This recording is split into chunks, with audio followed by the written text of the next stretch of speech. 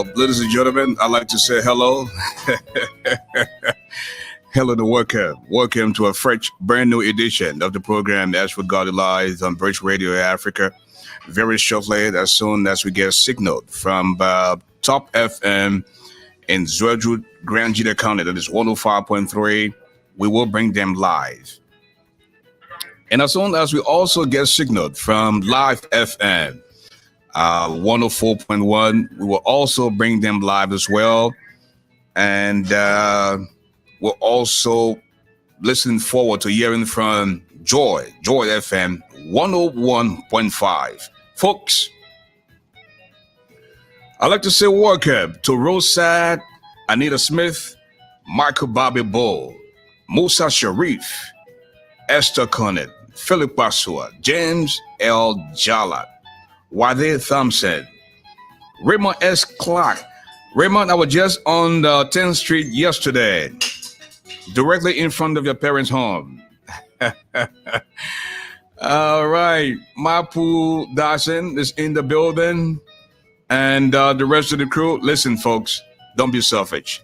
Moses Barkley is in the building. Please share the video. Invite a few friends so that we can together have a great time tonight.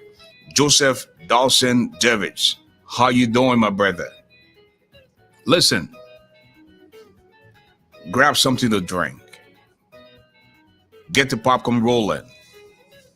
Hit the share button. Invite a few friends. Willie Vane. And folks, as always, Bobby Kekula, how you doing? I want you to please allow me to borrow the wordings of the wise man. Tough times don't last. Tough people do. The height of a man is never known until he rises, because there's no second chance to make that first impression. Don't see okra and swallow bone, because you can't hide your nakedness from beef and bucket. When God bless you, don't see that medicine. A bald-headed man does not walk on the moonlight, because you can hit. Yes. When you see the snake come from underneath the water and say the crocodile here sweating, please don't say that aloud. Michael Bull, am I saying it right? Eric Vinton. And folks, by way of introduction, this is the brother who doesn't eat iron, but he's definitely stronger than a lion. And that's why they call him the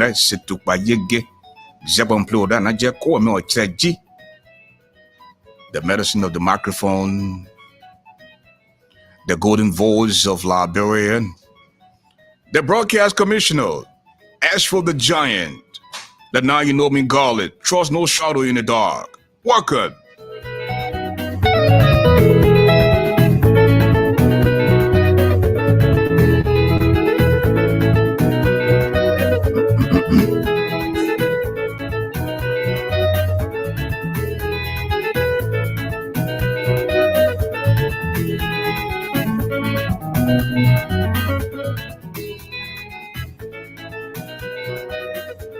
And very shortly, we're going to introduce to you our co-host, based in PA, and that's our man, VOLCANO SHELTON.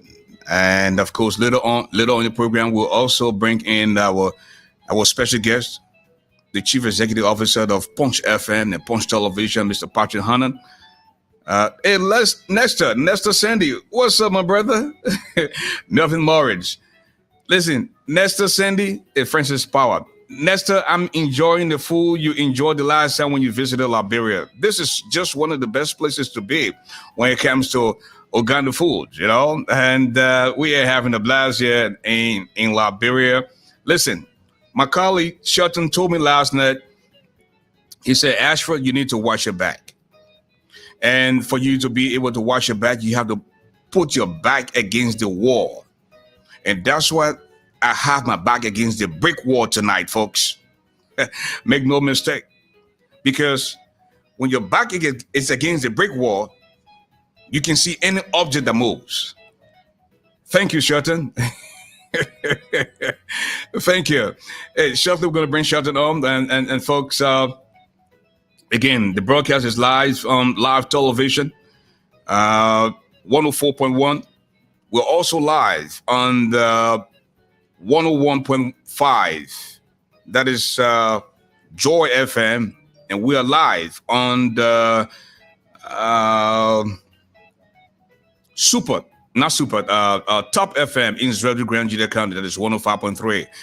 And Shelton is trying to do everything possible to get on. And folks, Usman Kohli, thank you. He's our producer from Live FM. And we'd also like to say a big thank you for taking off time just to be here tonight. Patrick Honnah is this guy that holds nothing back. And he's coming on tonight. Nothing is off limit. This brother is not strange to the microphone. And he's going to be in our studio tonight. Next week, folks, the lineup is superb. We are going to have the chairman of the CPP, Alexander Bay Cummins, next week. We will also have Councillor Kabina Janet next week. So the lineup is getting huge. Welcoming Sindolo and the rest of the crew. Lord bless Sam Roberts is in the building, folks. I'm telling you, it's a little past 10 p.m. in Liberia and 7 p.m. in that's on the East Coast, right? That's the Eastern Standard Time, 6 p.m. Central Time. At this time, please join me as we introduce the one that owned it, the veteran Volcano Shelton. He's in the building tonight, and I just want to take this time out to welcome in. Hey V, welcome to the show, brother. Man, come on, thank you. Good to be back with you live. Listen, you did what I told you to do. Keep your back at the brick wall and facing the crowd. So you got that tonight, and I think that's cool. Right now with a brick wall behind you, no one can come from the back. No one can blindside you, so you can see it. Everything before you. So how is it going? Well, it's pretty cool. Good. I had a very productive day today. Went and checked out a few radio stations, and also went into a business meeting. Something that looks good for British Radio Africa. So we had a great time today, and tonight promises to be a great night. We have a radio icon, former deputy boss of ELBC and the chief executive officer of Punch FM, Mr. Patrick Honnah is our guest tonight. At a very short notice, the brother was ready to say, you know what, bring me on. Sure. Well, he's coming to a little bit of fire tonight. Hopefully he's ready for some of the things we'll talk about, But I know he's a formidable force. He's able to handle his own. So, I'm elated to have him as our guest tonight as we discuss pertinent issues regarding, the country, his private life, where he finds himself. I'm sure we're going to talk about his fight with the government regarding his radio station. Is it open now? Is there a possibility that it's ever going to be opened? And the trending issues in the country, elections and all of that. So I'm sure he's ready to talk. Now, how was your day today, Shelton? Well, it's kind of cold out here tonight. You see, I'm in sweater. It's like winter today. We're still in the fall, but it feels like winter now. So I'm wearing sweater tonight. I see you in your plain shirt. I guess it's hot on your end. It's very hot on my end. As a matter of fact, my air conditioning is acting up. So, I am not doing the traditional suit and tie tonight because, I don't want to be in 100-degree weather with the suit and tie on tonight, Yeah, you can't do that. So I think I got an edge on you tonight. At least having, a very good weather. I don't even need air conditioner. So outside alone is more than a freezer right now. So we got to dress appropriately. So you're doing the right thing, dressing Okay. appropriately, and I'm doing the same. Well, folks, if it is your first time joining us, just so you know that British Radio is your home. If you haven't begun following us yet, please do so. And I'll share the video, like the page. And for some of you who are Facebook shy, you go to YouTube and type in the search column, British Radio Africa. At this time, Shelton, I think we have our special guest on the line, Mr. Patrick Honnah. Hello, Patrick. Patrick, how you doing?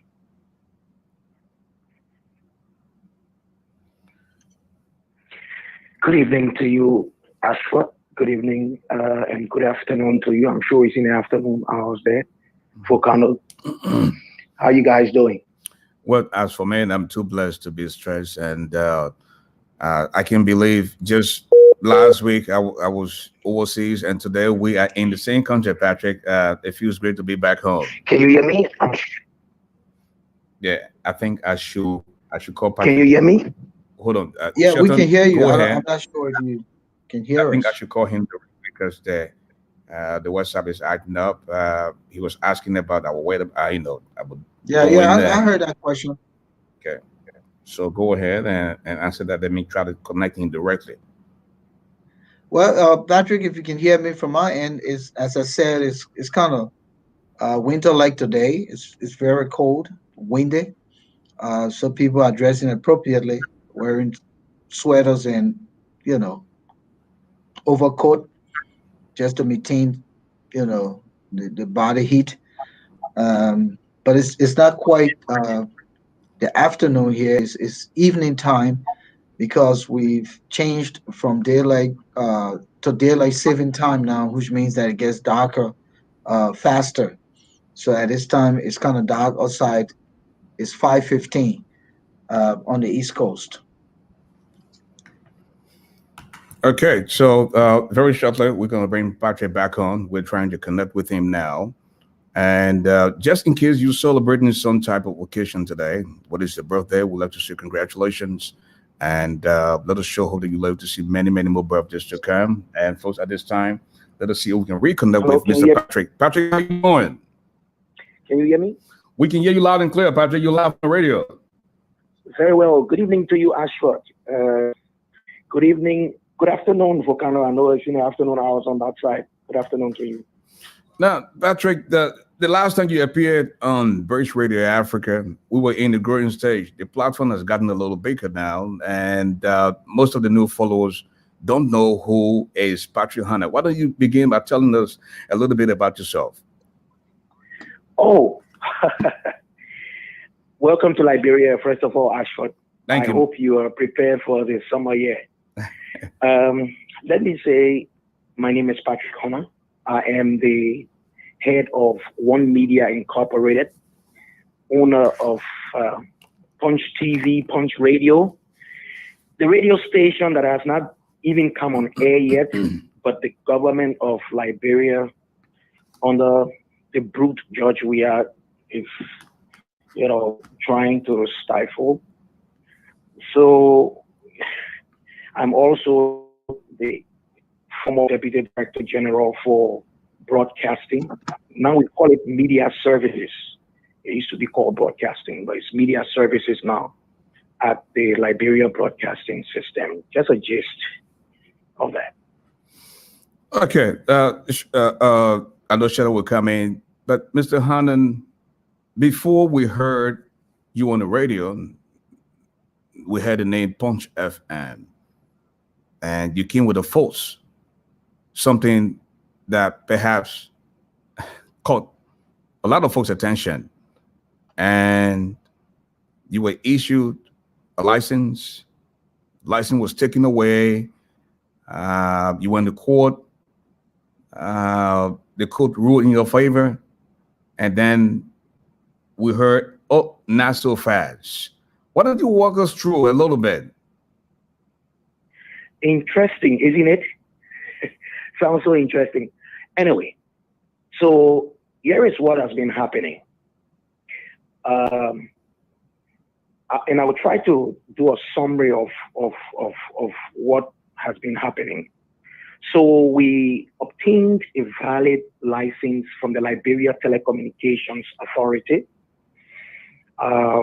They assigned frequency of 106.7.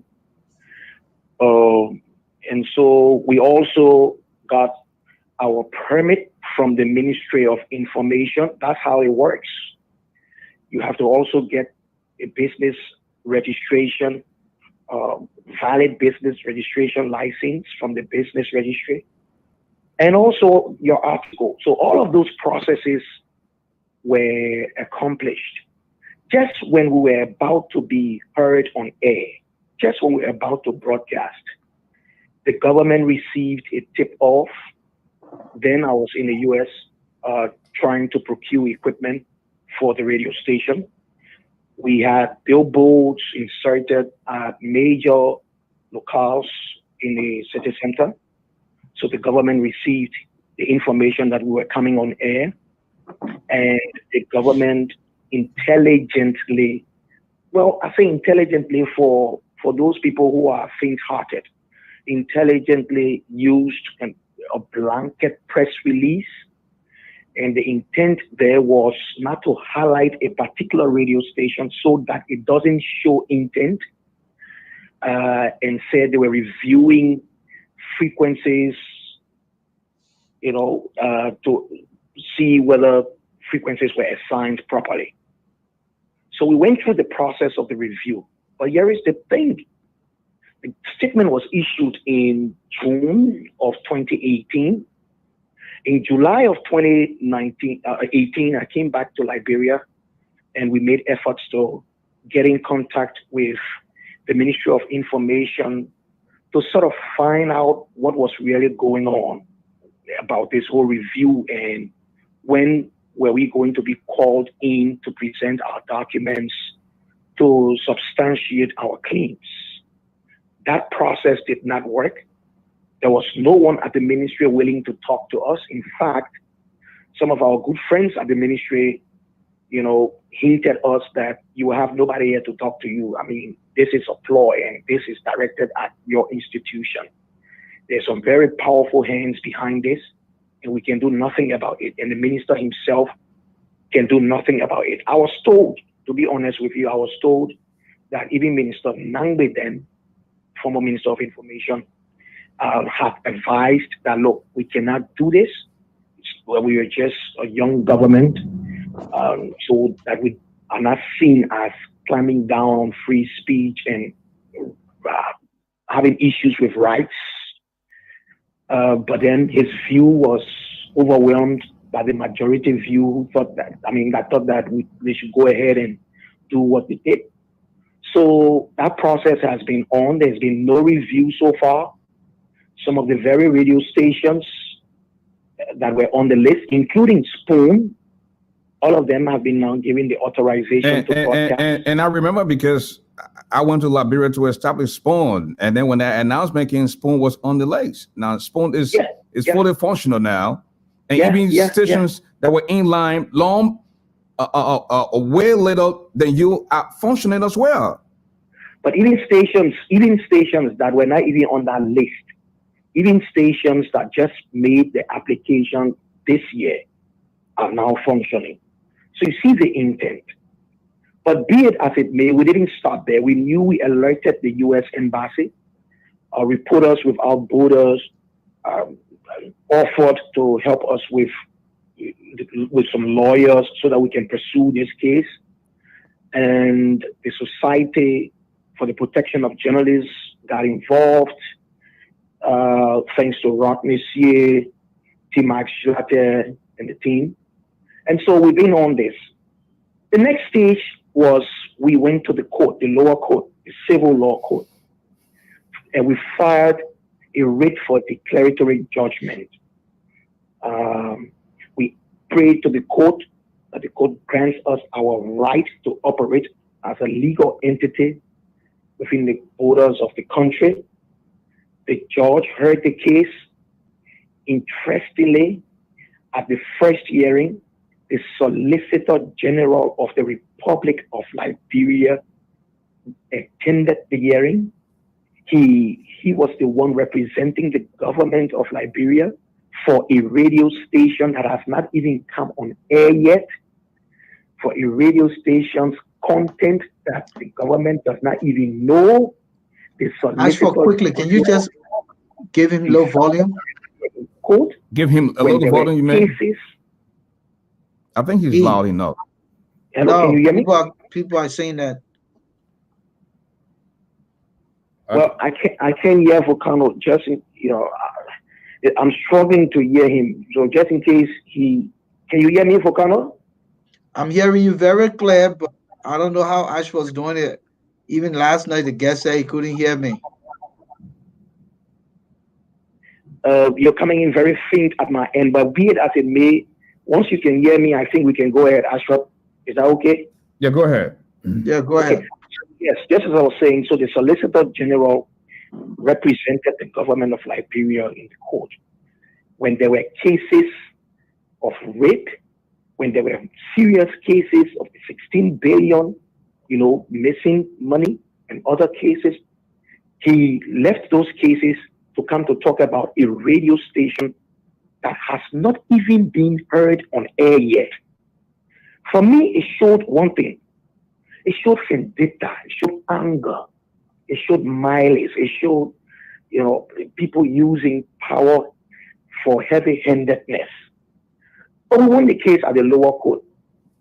Few days after, the judge of the lower court, Peter Beniwele, was transferred to Grand Cru. But before he was transferred to Grand Cru, there was another judge at that particular court called Yamin Bese, who was just transferred to Grand Cru at the time, and Peter Beniwele came from Grand Cru to Monrovia. Are you following? Yes, sir. So once he handed down that ruling in Punch FM's favor, surprisingly, a few days after, he was now transferred back to Grand Cru, and then Judge Yami Bese was asked to return to Monrovia. I mean, that was so interesting. Whether that was a coincidence, I cannot say. But it was very interesting that a judge will be transferred in less than 6 months and he's asked to return to where he came from. So once we won the case, the government of Liberia announced an appeal. Are you kidding me? The government announced an appeal, and it took an appeal to the Supreme Court of Liberia for a radio station for rights issues. So that's where we are right now. We are at the Supreme Court.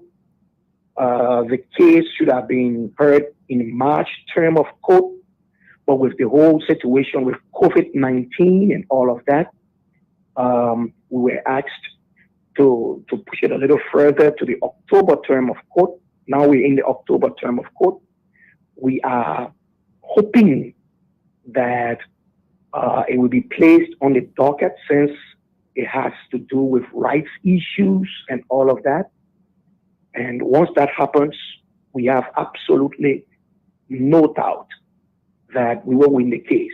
Our lawyers have also advised taking serious, inspiration and getting confidence from the Cabinet Jane ECOWAS ruling.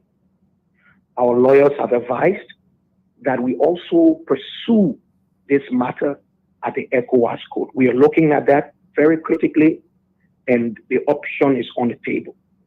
So that's where we are. Now, what do you think could have been the problem, Patrick? This president, he talked about the freedom of speech, freedom of expression, and he doesn't intend to muscle with the press. And here you are now. You don't use the colorful wordings. You're very professional. You are, in fact, one of the best we have in the country. Why would you think they're going after you? I wouldn't know the exact reasons. I can only speculate. What I suspect is I have been very bold, and I had the audacity to challenge Mr. Weah's candidature whenever he contested in 2005, in 2011, and in 2017. I was clear that Mr. Weah then, and I am still clear that Mr. Weah now is not the true representative, is not the kind of person we would like to represent us as president. He lacks the know-how to become president. He just doesn't have it to become president of the country. Thank God, all of that has now been exposed to the very people who did not hear, who did not listen to that. So every time I saw Mr. Weah on the ballot as a prime person, a key figure, major person, I vehemently opposed his campaign. So apparently, he now takes offense to all of that. But it's an interesting thing here. Mr. Weah actually extended friendship in 2011. Was that 2012? Yeah, to me. And since that time, we've been very friends. I mean, we've been good friends. I saw you guys play soccer together. Yeah, we've been from 2000 and was that 2012, 2017. A few days before the election, we were on the football field. I think a day or two. The election of 2017 was actually held on the 26th of December. So it was Christmas Eve, so the 24th. We were on the Painesville field, and he came and saw me, and he said, "Oh man, Patrick, you tried to let us go to the election. Yeah, whoever wins, they win." I said, "You already know they finished cheating for you. That why you won't go to the election." You know, we laughed about it. Right. I said, "You happy to go to the election because you already know the system set. Whatever the case is, the system already set." And then we laughed, and then he walked on the other side. That was the last time I spoke with him. You know, I mean, so when he became president, he became a new George Weah. And so he decided to now go after his critics. And, you know, that's just it to me.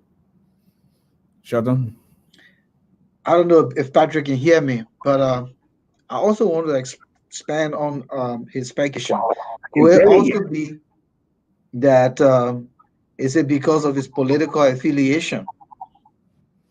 Now, the question is, that Patrick, is this because of your political affiliation? Is that what you think? Could that be an addition to the speculations?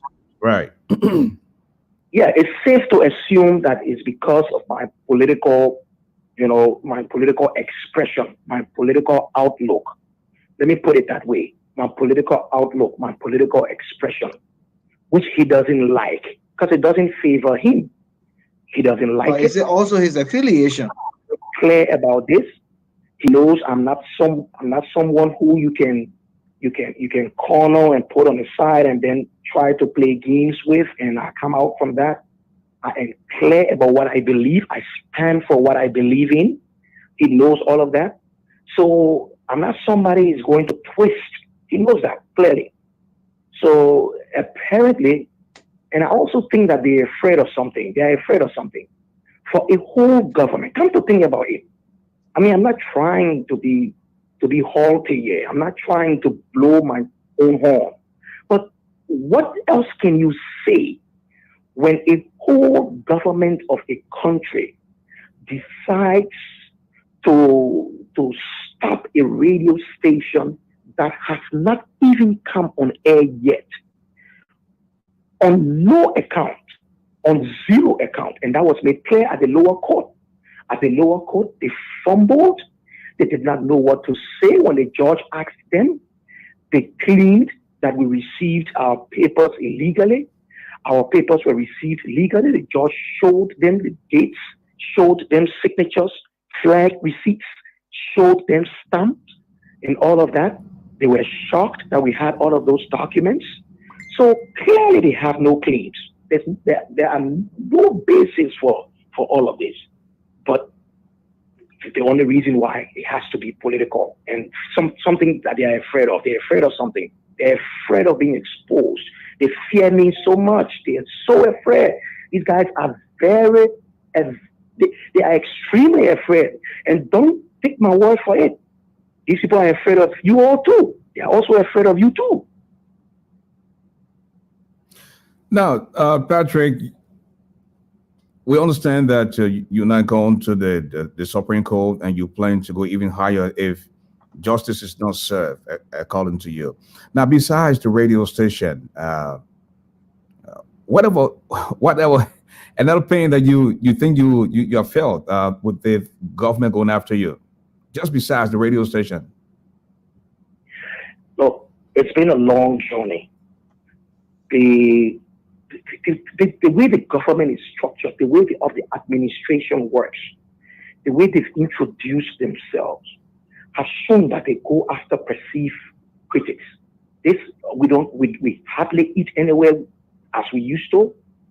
We travel sparingly to areas. In fact, people call us and say, be careful, don't come this place, don't come that place. People call us all the time. We have to move as tactical as possible.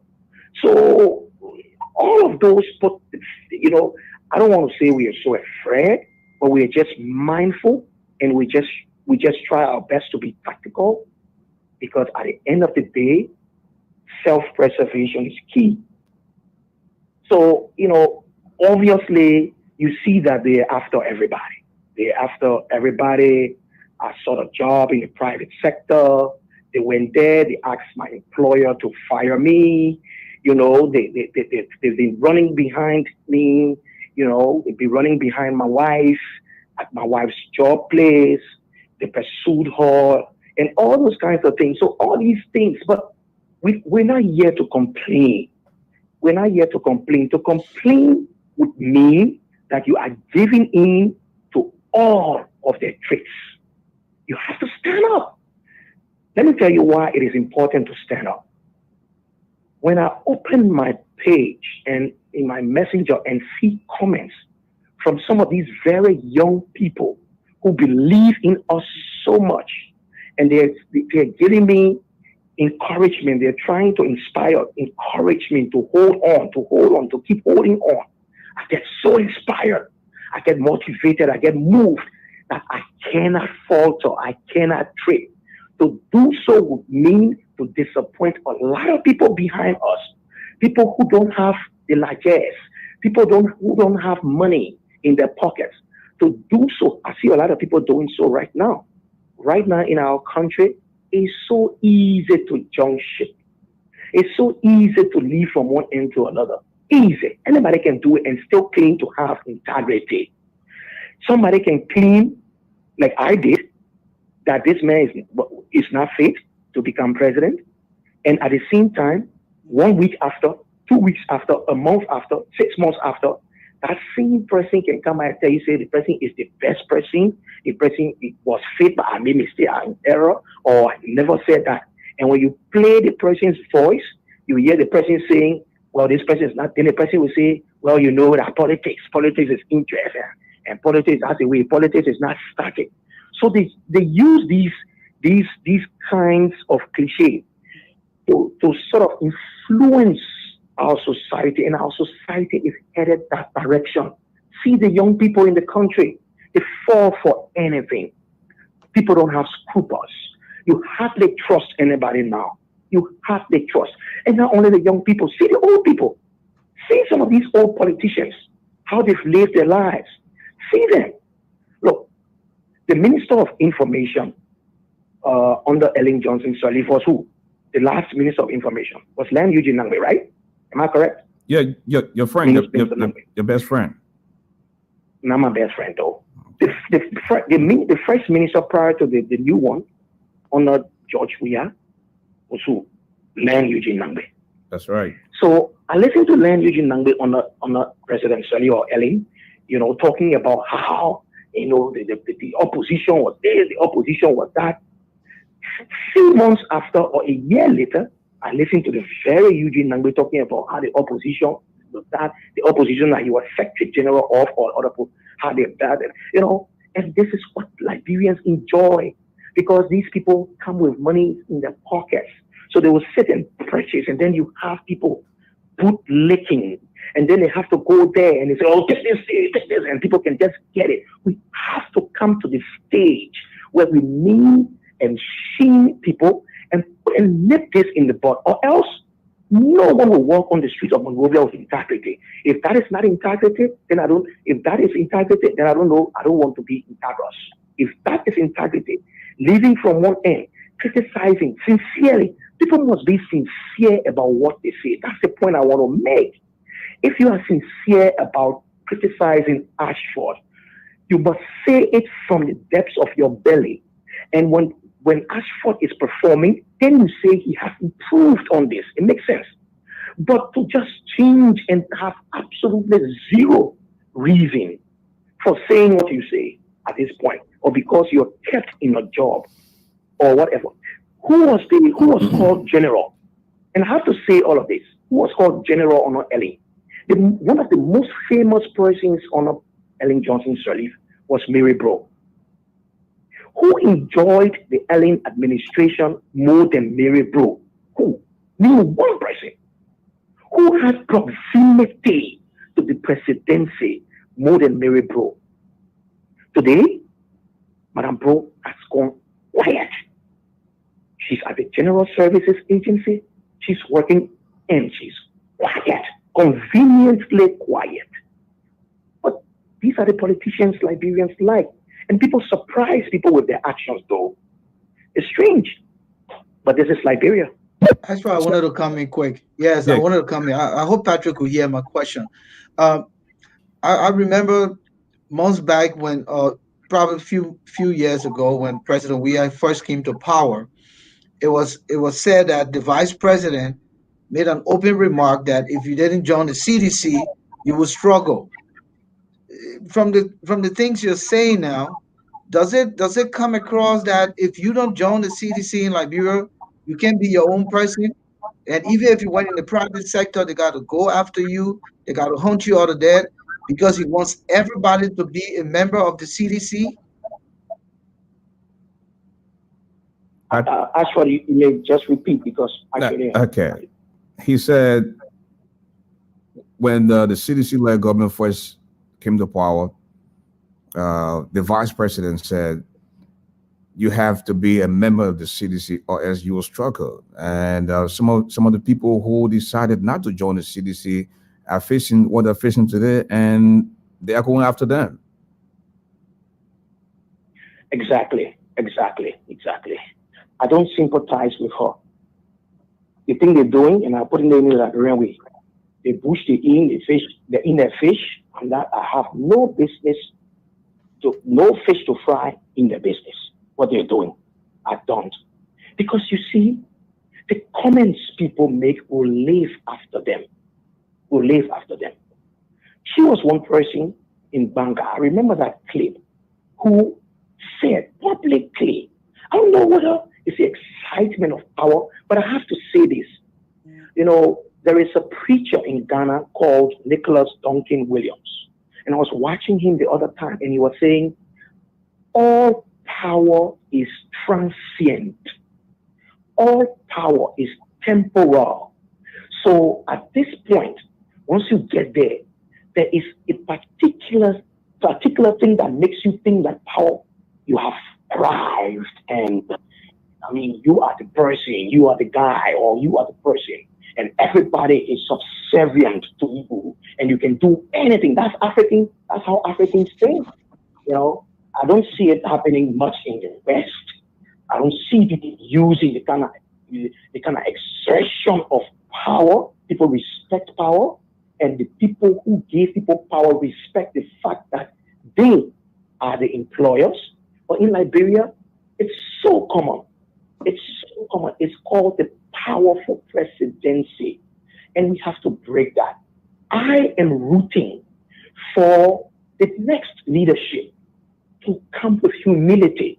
Whoever becomes the next leader must know that you are a servant of the people and not a lord. You are not a lord. You are not a lord. When that feeling comes, let me tell you, there are tricks to make people appear like lords over the people. One of the tricks is, you start giving these people long convoys and opportunity, very long convoys, and everybody fighting on the side and all that kind of thing, and then immediately they get anything they want, and sometimes that thing steps in the head. And they have control over the army, they have control over the police, they can harass anybody they want to do, they can pursue anybody they want to do, they can do anything, they can carry somebody to court and that person will be found guilty. When that kind of feeling steps in your head, Ashford, I'm not sure you would resist a temptation, to act in that manner. Except humility is the bedrock of your very existence. If not, you will not resist the temptation. And that is where people can be dangerous when they have power. People can be dangerous when they have power and they feel that it is their moment. But we've seen leaders come and go. People only have to reflect on history.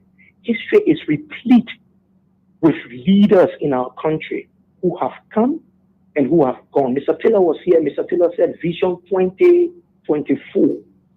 He was talking about Vision 2024. It would eventually happen that he would spend only 6 years in the presidency. You see, when Mr. Taylor was president, some of you may recall that he shut down the Democrat newspaper and Star Radio. Many of you may recall that he did that. In 2003, when Mr. Taylor left this country, in 2004, the Democrat newspaper of Tom Kamara, the late, and Star Radio reopened. Star Radio actually reopened in 2003, the latter part of 2003. So once they reopened, it would happen eventually that it would be these institutions that would trumpet Mr. Taylor's going to the Hague. If they once announcing that Mr. Taylor was handcuffed on Liberian soil and was taken to Freetown and was taken from Freetown to the Hague, these institutions that were shut down during his reign. So life has a way of flipping around. The pendulum can suddenly swing. And when that pendulum suddenly swings, you don't know which side is going to swing on. And folks, if you're just joining us, this is Ashford Garley Live on British Radio Africa. We're also live on Live FM 104.1. We're live on Joy 101.5. We're also live on Top FM in Georgia Grand Junior County that covers the entire Southeast. That's 105.3. We have with us tonight Mr. Patrick Honnah, the CEO of Punch FM. And just before we segue to our next segment, I'd like to bring back my colleague, Shelton. Perhaps he has a question for you. Shelton? Yeah, Patrick, I don't know what the connection is like in Liberia. Ashford, he can't hear me. Is there a way you could put the phone closer to your microphone or so? I think what we're going to have to do is my IT guy's just going to be in trouble because I don't know. Yeah, because it happened last night with the other guest. Yeah, so we're just going to do it as business as usual, They'll try our best, and if it means we have to relay, we will do that, All right. So my question to Patrick, if he can hear me, or you have to relay it. Now, is he the only one in this boat, or there are other people who, in similar situation with him, and they're trying to, come together and discuss their plight and see how it can be addressed?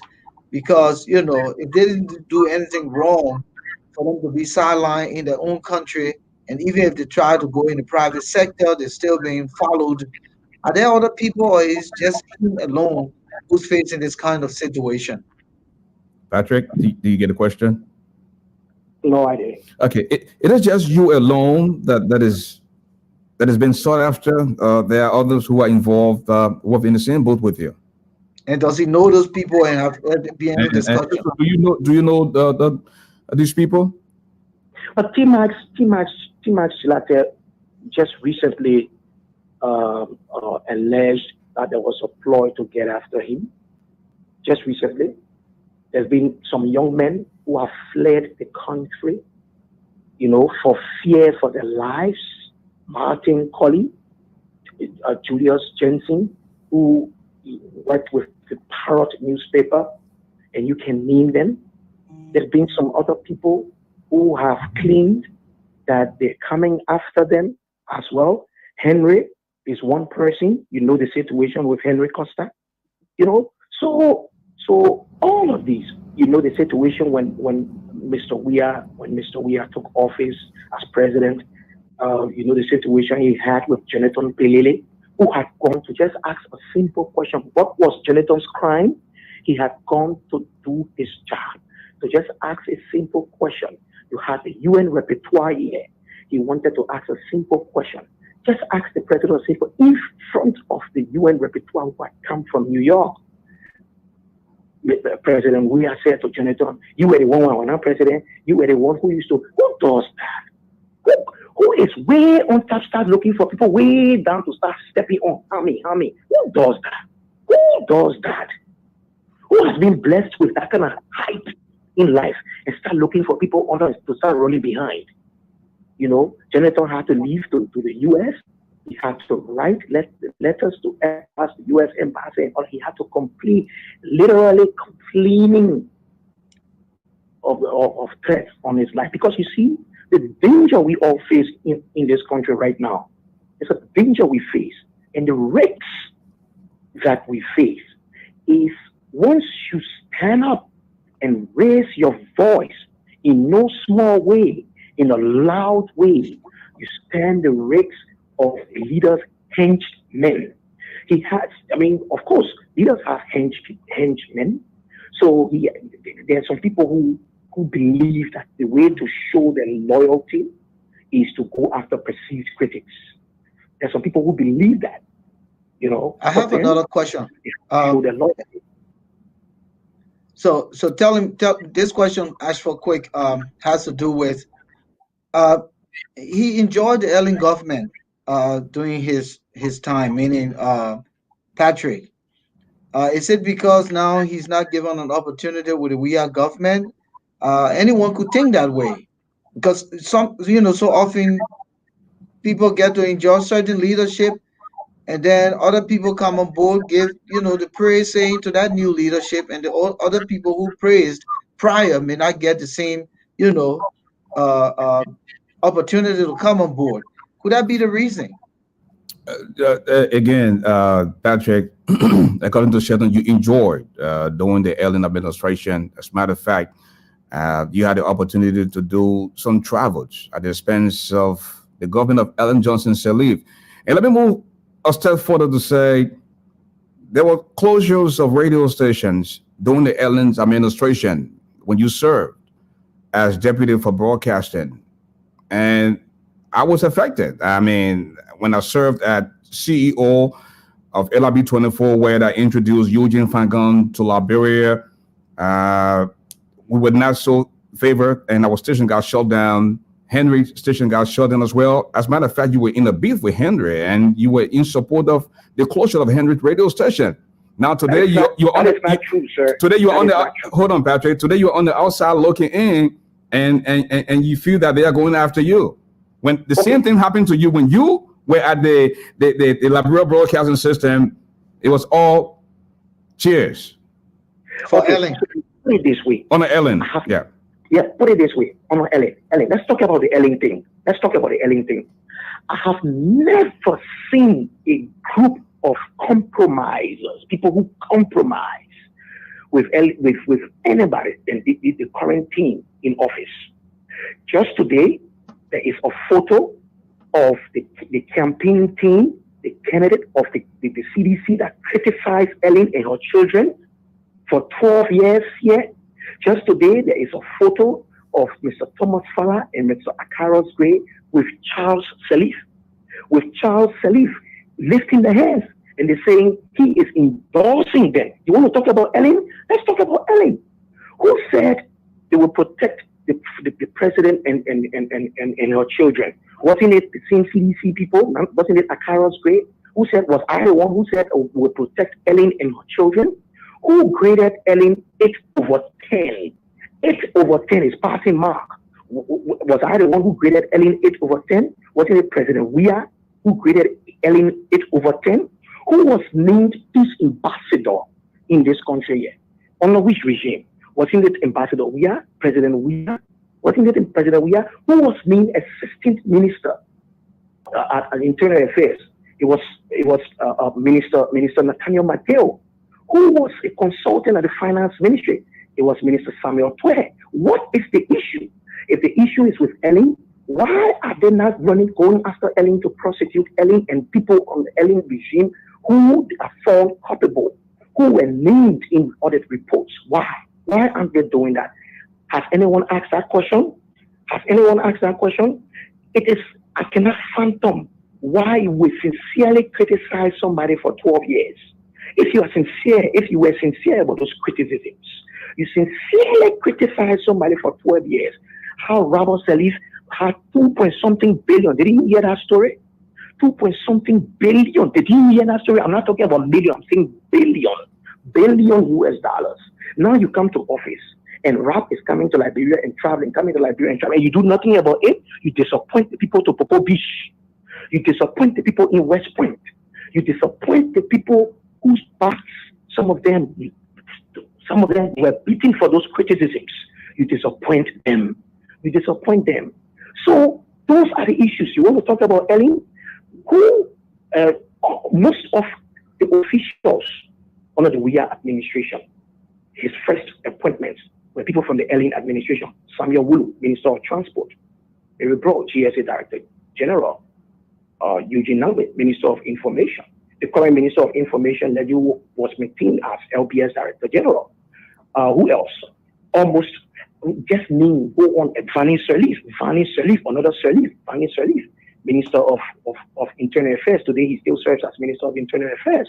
Charles Sirleaf, today who endorsed, was Deputy Director General. Not Deputy Director General, Deputy Governor at the Central Bank.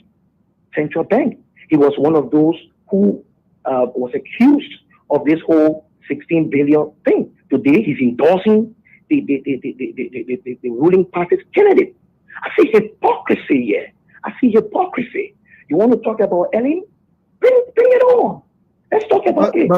But Patrick, President, we just did what he said he was going to do: protect the president and her family. But I'm saying to you that you celebrated when radio stations were closed because I did not run the administration. Nobody. So did I play a permanent role over the information minister? Because I the one who closed the radio station. So when you in administration, no. You see, we have a way of shifting blames, portioning blames. I did not. My role as Deputy Director General. You worked at the Liberia Broadcasting System before. My role as Deputy Director General for Broadcasting was distinct and clear. The one who was Minister of Information, who went and sought the rate. Was a one that all of you were celebrating. Was Eugene Nangbe from last week, and you've seen Eugene Nangbe under the administration. He was depressing. So why are you jumping over that person who did interviews on the BBC? Did I do any interview to say close this person down? Did I do anything? I challenge anybody to prove otherwise. The people who did the interviews, the people who took the actions, the people who did it are the very people who are whining and dining, and you leave them out and start looking for other people. Do you think it's fair to you? I probably asked Patrick regarding his role as a journalist. Was he so much in the forefront of projecting, what I would call campaigning for the UP party, and it was glaring that his role as a journalist was compromised to the point that the Weah government said, okay, this is too much, and so we're going to sideline this guy. Is it true that, Patrick, your role as a journalist was compromised during the election where you were visibly, saying campaigning for Joseph Yuma boycott? I listened to you one or two occasions where you... Let me come to that. I will come to that. For the first time, I want to shout with P and D, pride and dignity, and I'm going to challenge anybody to prove otherwise. For the first time in the history of our country, was LBS nominated the best radio station. LBS won it. Best radio station from peer review. Best radio station when we were there for the first time. Point number 2. For the first time in the history of our country, I interview all the major opposition politicians in the country on that radio station. As much as I was a political appointee, and again, I repeat, political appointee, I want to repeat, political appointee, I want to repeat, political appointee, as much as I was that, I interviewed Simeon Freeman, Ellen Cochran, I interviewed George Weah, President George Weah. I interviewed Councillor Charles Bromskin, Alexander Cummings, Mr. Benena Ure. Who else?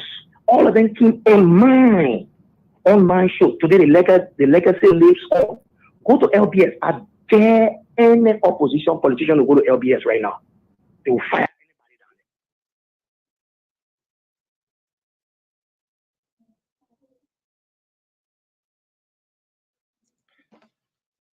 there. Well, I guess Patrick is actually ASHFORD is frozen from his end, and Patrick is probably offline. I don't know if you guys can hear me, but connection could be the problem. And currently, we are interviewing Patrick Honnah.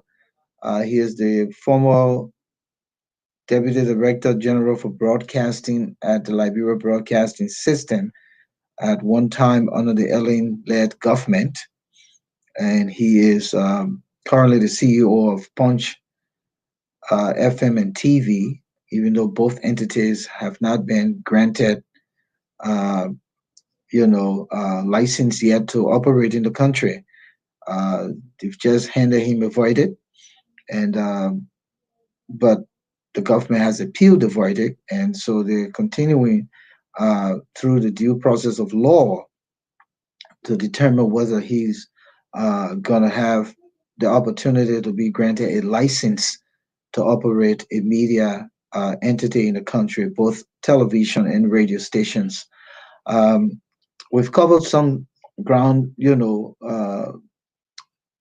background regarding his situation. As alleged, he's been sidelined by the Weah government, sidelined in the sense that they've not granted him the opportunity to operate as a private citizen in the country, particularly his media entities. He also stated that in his private capacity, he's still being chased, not only him, but his wife. And he went on to mention other Liberians who are faced with similar situation. As it stands right now, I'm still waiting for ASHFORD to come back. I'm not sure what could be the situation currently in Liberia. I'm also not too sure if I'm even live with you guys, because I can't say if the broadcast is still connected. Can someone tell me if you can still see me or hear me? I'm looking at the comments. Can anyone verify to me? Please do, because I barely can hear anything except I'm soliloquizing here by myself. Can you can you okay, ASHFORD is coming back. Okay. ASHFORD, I had to do a soliloquy while you were away, trying to fill in the gap. And the fact that Patrick was in rhythm, he's still on now, so let us just allow him to continue. Patrick, go ahead. Sure. Thank you so much. I did not cut this off because people have a tendency to say, oh, the man, he got it. I didn't cut this off. But thank you so much. Look, I was just saying that at no time in the history of LBS, and you can prove me wrong. VOLCANO, you can prove me wrong. The both of you work at LBS. When was the last time PUL awarded LBS the best radio station in the country? At no time. But it happened when I was there as head of broadcasting. And I'm not blowing my own horn because we had a team to work with. So I was not the one who just did everything. No, that's not what I'm saying. But it happened when we were there. The journalists voted LBS the best radio station in the country. So besides that, At no time in the history of that LBS there, any opposition leader had an opportunity, the main opposition leader in the country had an opportunity to be heard there. I wanted to give you a story, which I have not said publicly, but I'll say this. You know, when Ledgerwood was Director General, I was his principal deputy. So there was one time he called me, he said, "Mapiki, you brave, you know, you political appointee." I said, but we have to make a station for everybody. I said that to him. I interviewed Simeon Fremont. Simeon Fremont observed. Simeon Fremont and Milton Tiaje talk the same, you know, the way the gesticulations, the emphasis on the words, the allegations, the levy, and all of those. So Simeon Fremont came and said a whole lot of stuff, and the president was listening, and Auntie Jenny was listening, her sister. So immediately after the program, when I was just walking Simeon Fremont down, Nejo called me in his office. And then I went there. He said, "My man," the minister called me. And the minister then was who? Eugene Nangbe. A very Eugene Nangbe. I'm calling people who are working in this government. Let them come and tell me, say, Allah. So he called me and said, Eugene wants to talk to you. My man, Madame Fair, you. She wants to take action against you. And this and that. So he put Eugene on the line. And then Eugene told me, "My man, Patrick, you got a recording for that program?" I said, "Yeah, what's the problem?" He said, "Somebody called the president to the president. How you brought up Simeon Fremont on air, and you were saying all kinds of things about her." I said, "But the recording, yeah. I mean, I asked all the questions. He answered all the questions and all of that." He said, "Okay, but I'm going to Palm Springs. Just put the recording on stage. Bring it. Let me carry it to her to go listen to it." Ask Eugene if that did not happen. That's just one of the many stories that we can explain. Meanwhile, this is supposed to be the person who was so anti to these people. This is supposed to be that person. You people, you all are made to believe that this is the person who was so anti to this particular. But another situation, President Weah had traveled to Nigeria, and so he called me on the phone. It was a few minutes to 4:00. He said, "Patrick, I want you to call me on the air. I want to talk about this and all of that." I said, "Okay, no problem." And then I called him. We talked for almost 30 minutes on air. And Edwin Snow was in the studio that day. After the program, in fact, the last question I asked, I said, "So when you coming here? When you coming on air?" I have that recording. Peace be to his artist, the late Mamadi Diakite, also recorded that for me. And then I asked him, I said, "When are you coming in the studio? When you coming in the studio?" He said, "Oh, you know, anytime you're ready, just tell me, I will come," and all that kind of thing, all that kind of thing. And I was behind him to come, he never came. The point I want to make, why am I saying all of this? The point I want to make is, I had a clear side as a political person. But once it came to expressing my side, I did it with pride and dignity. I have zero regret for that. But once it came to doing interviews and doing my job, I tried to do my best. I tried. And nobody down there can do what I did. Let them there. Patrick, Go see LPS right now. Go listen to the content. Patrick, the bumper Everything show. is about President Weah. The first story, President Weah say. Second story, President Weah say. Third story, President Weah say. The last story, are foreign news. Patrick, the bumper show was widely listened to nationwide. And do you have any regrets? Because some of the reporters you had in other parts of the country, you were conducting polls. And when you conducted the polls, you had Joseph Newman Boyka way ahead of George Weah. Exactly. Listen, Patrick. Welcome to America and CNN. You have Joseph Newman Boyka way ahead of George Weah and everybody else in the poll.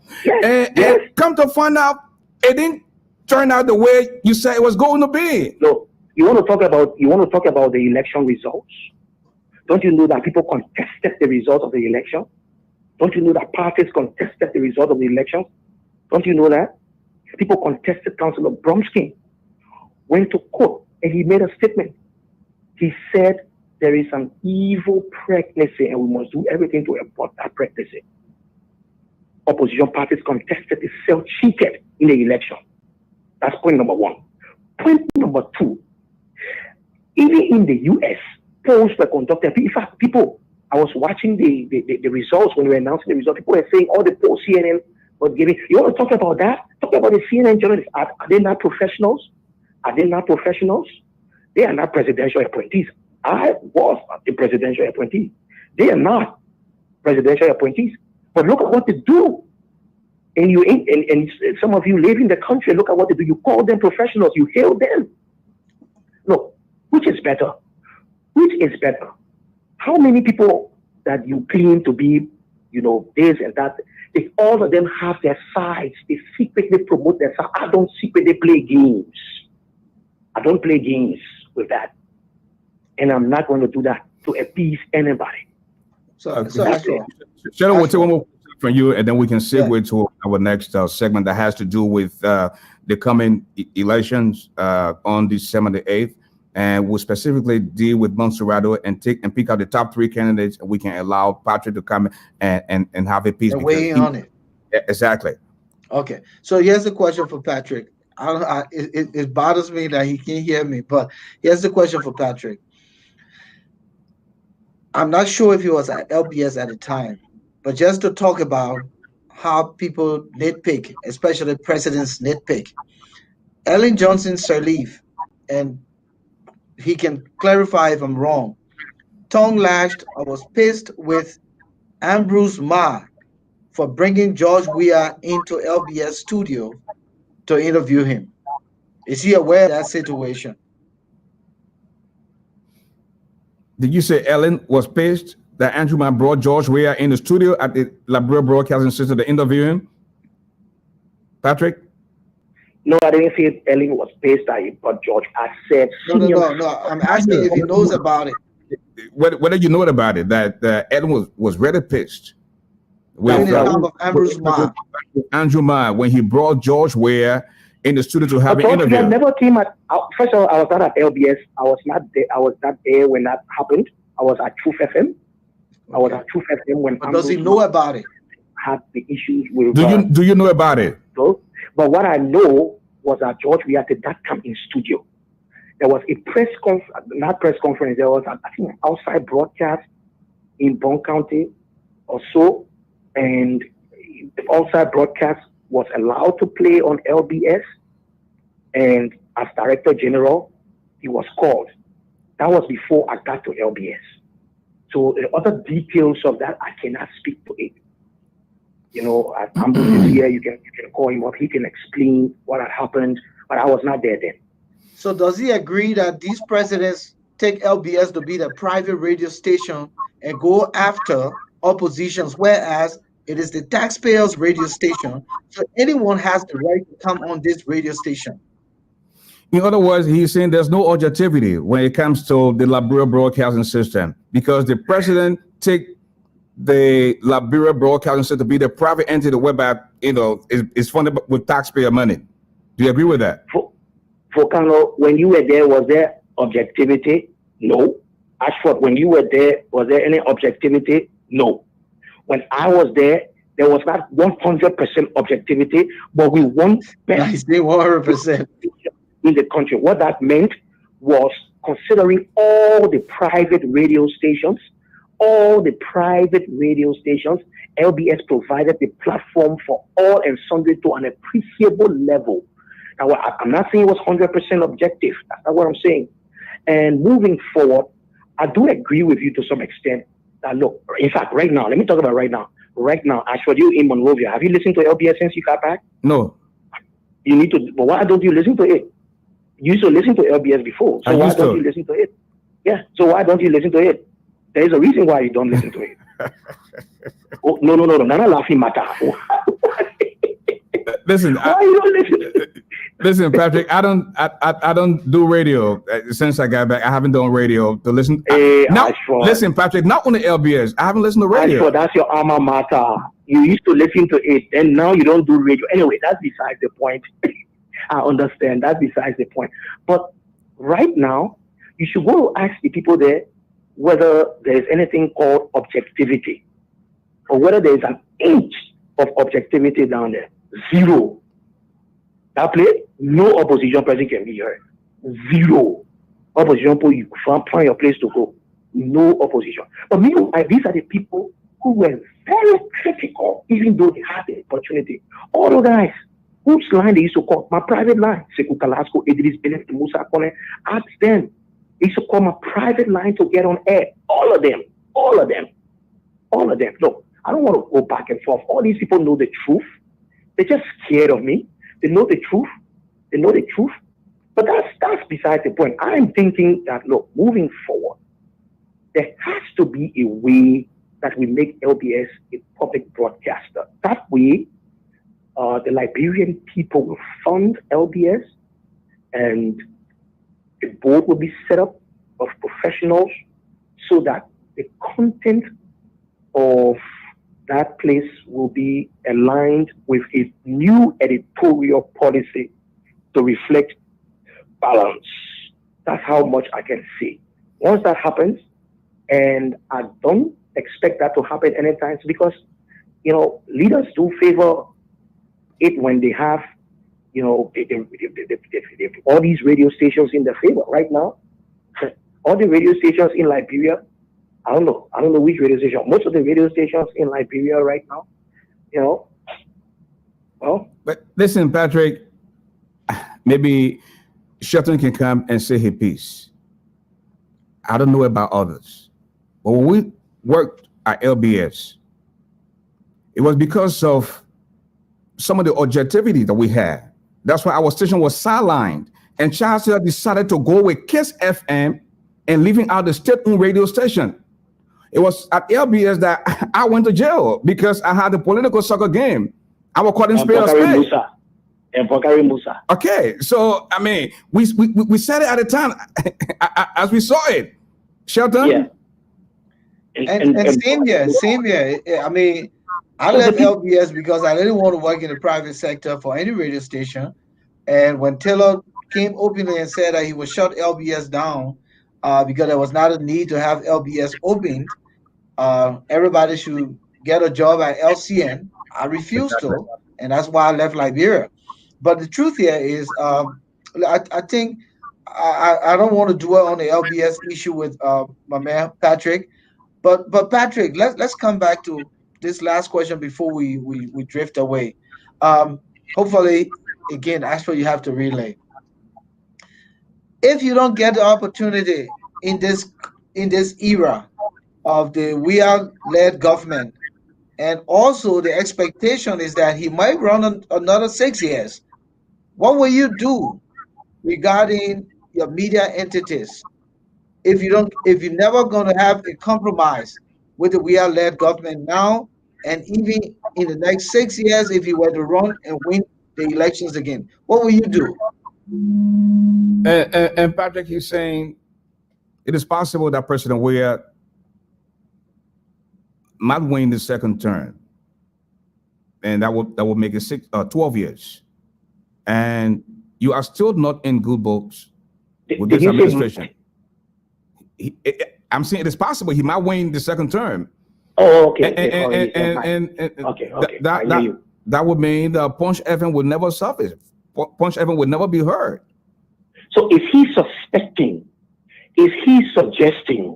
that our judicial system will not be as fair enough to...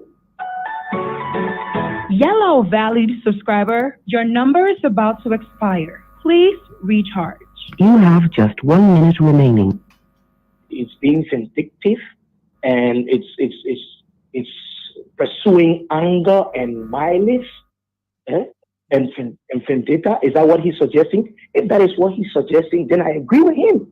I agree with him that once a powerful person comes and heads a particular place, they have a problem with something, personal problem, no system works. Not even the judicial system is independent at that point. If that is a submission, then I agree. I don't think that's what he's suggesting, though. I'm just looking at a hypothetical. Tell him I'm looking at a hypothetical because it's happening with all. It's happening with a lot of other situations. Cabinet Ghana, and he had to go to ECOWAS. I understand, Volcano. The point is, dear subscriber, your count is low. Please recharge.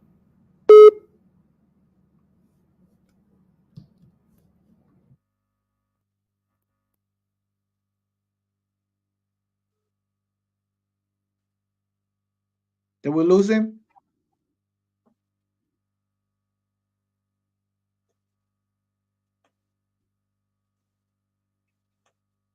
LRB.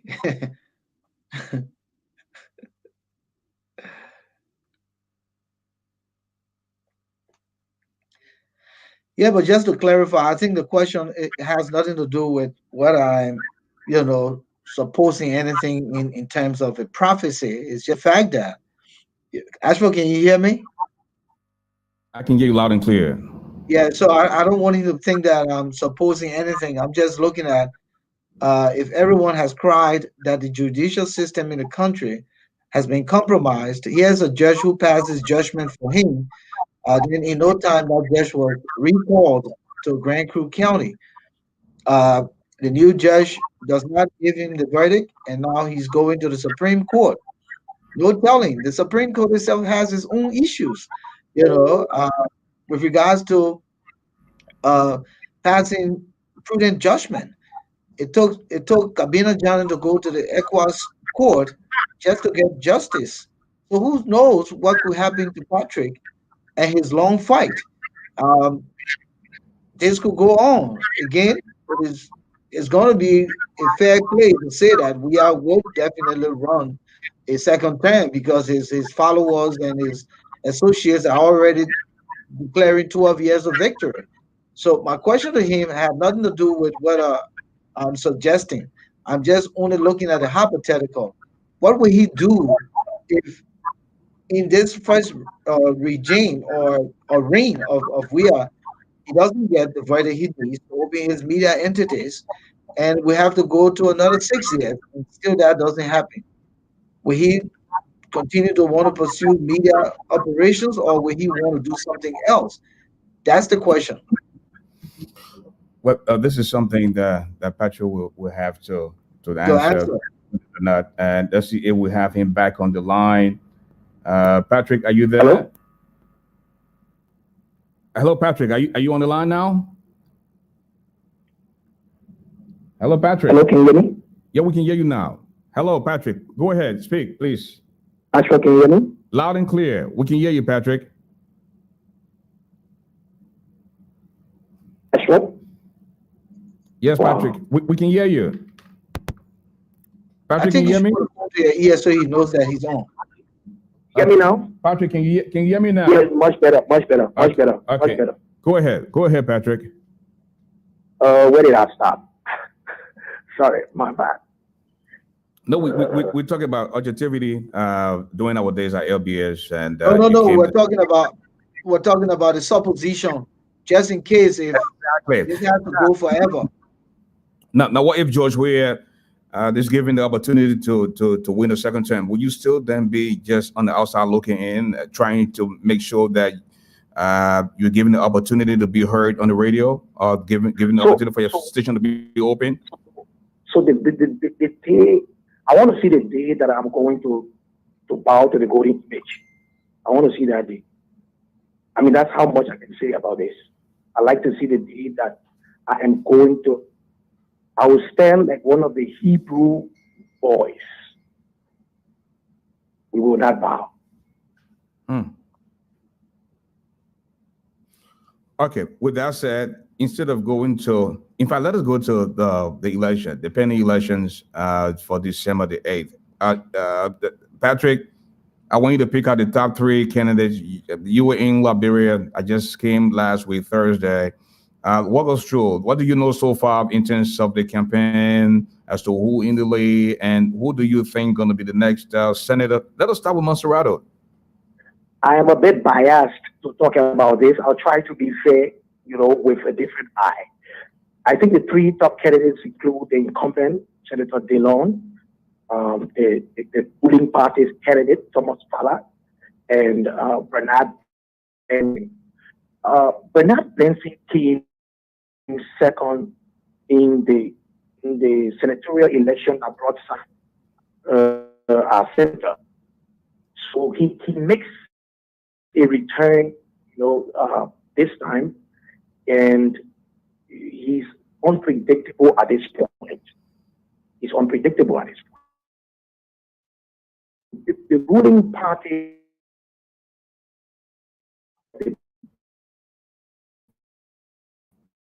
having a program calling on working in government institutions. They're giving them T-shirts to put there, whether they for them, they for them. They get the impression that all of these people are for them. Even if these people leave and grumble and complain, they don't have time, but they have all of that to their advantage. So the ruling party and Senator Dillon, the incumbent, there are too many things playing in his favor. Too many things playing in his favor. This man has spent just 1 year. We've got a lot of things we never would have dreamt of doing. I mean, say anything you want to say about him. You can describe how he's slim, describe what happened to him, whether he's jack-o'-lantern, say anything you want to say. In 1 year, opportunity now to know. I remember I did an interview with some legislators, including this Akaros Gray and Yinka. There was a debate. And I was asking them, how much do you all make? I still have that recording. And I was asking them, how much do you guys make? All the guys get different figures. All of them give me different figures. As simple as that would sound, for 100+ people, as simple as that would sound, this man just made his entry and he announced. It takes courage. It takes courage to tell people how much you're making. How much, what's your salary, even at where you work. It takes courage. Many people don't do that. Salaries are nothing frequently or to everybody, but he is of their employees. Ashford. It's what we make.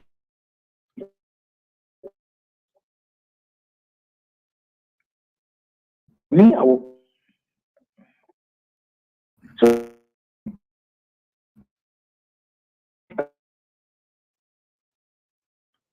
even though it's all, but it can be a taboo country. You see, but it takes.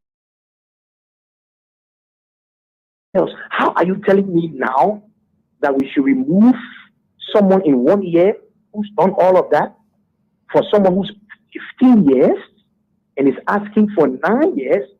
So if your child was born in 2005, your child by this year will be 15 years old, and in 9 years, your child will be 28 years old. 20 years old. That's what the man is asking for. The man is asking for 9 years, even if he still has 3 years as representative. But because he was seen as a person to beat the law, and you don't can disgrace a man, so we'll put you there, you go in front. So, I mean, you see, they play these games with people. And I don't see sincerity in that. I don't see sincerity. So the only thing is just beat the law.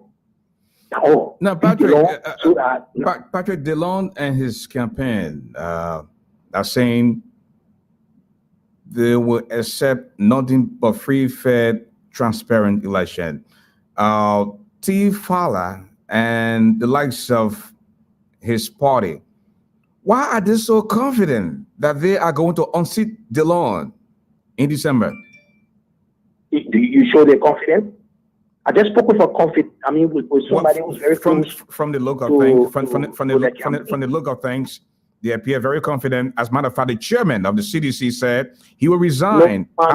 He said the last senatorial election just last year, I got screenshots of people saying, "We'll win." Those are strategies. These people know they're weak. Let me tell you how you know you're weak. You know you're weak when you go stand near Charles Lee and take a picture. You say he endorse you. You know you're weak. You know you're weak. Finish. What else? That picture alone is enough for the long campaign propaganda people to use. That picture, you get that picture, Popo Beach, and put it on. And the Ellen people, 2 years ago, Ellen was a taboo. It was an abomination for the CDC, for anybody to sit near Ellen or to support Ellen or to be near Ellen. Fast forward, this time, it's now going to them, endorsing them, taking pictures, they live for him together. You see, that picture alone, I mean, you are propagandist. I mean, you're a media man. So that picture, once you get that kind of picture, forget it. It is over. That picture is the only thing I need in 15 days to run the campaign. To run the campaign. Now, so, Now, Patrick, I will go to Shelton, but let me ask you this. Now, it is customary that you don't have to have money to win election in Montserrat. It happened with Ralph Salif, the late Geraldine Dole Sharif, and somebody else. Now, you people are some of the campaigners that speak on behalf of Dylan. Refer to T. Fala as the ATM, the man that has all the Liberian dollars, even though we don't have Liberian dollars on the market. Do you think money gonna play the role in this?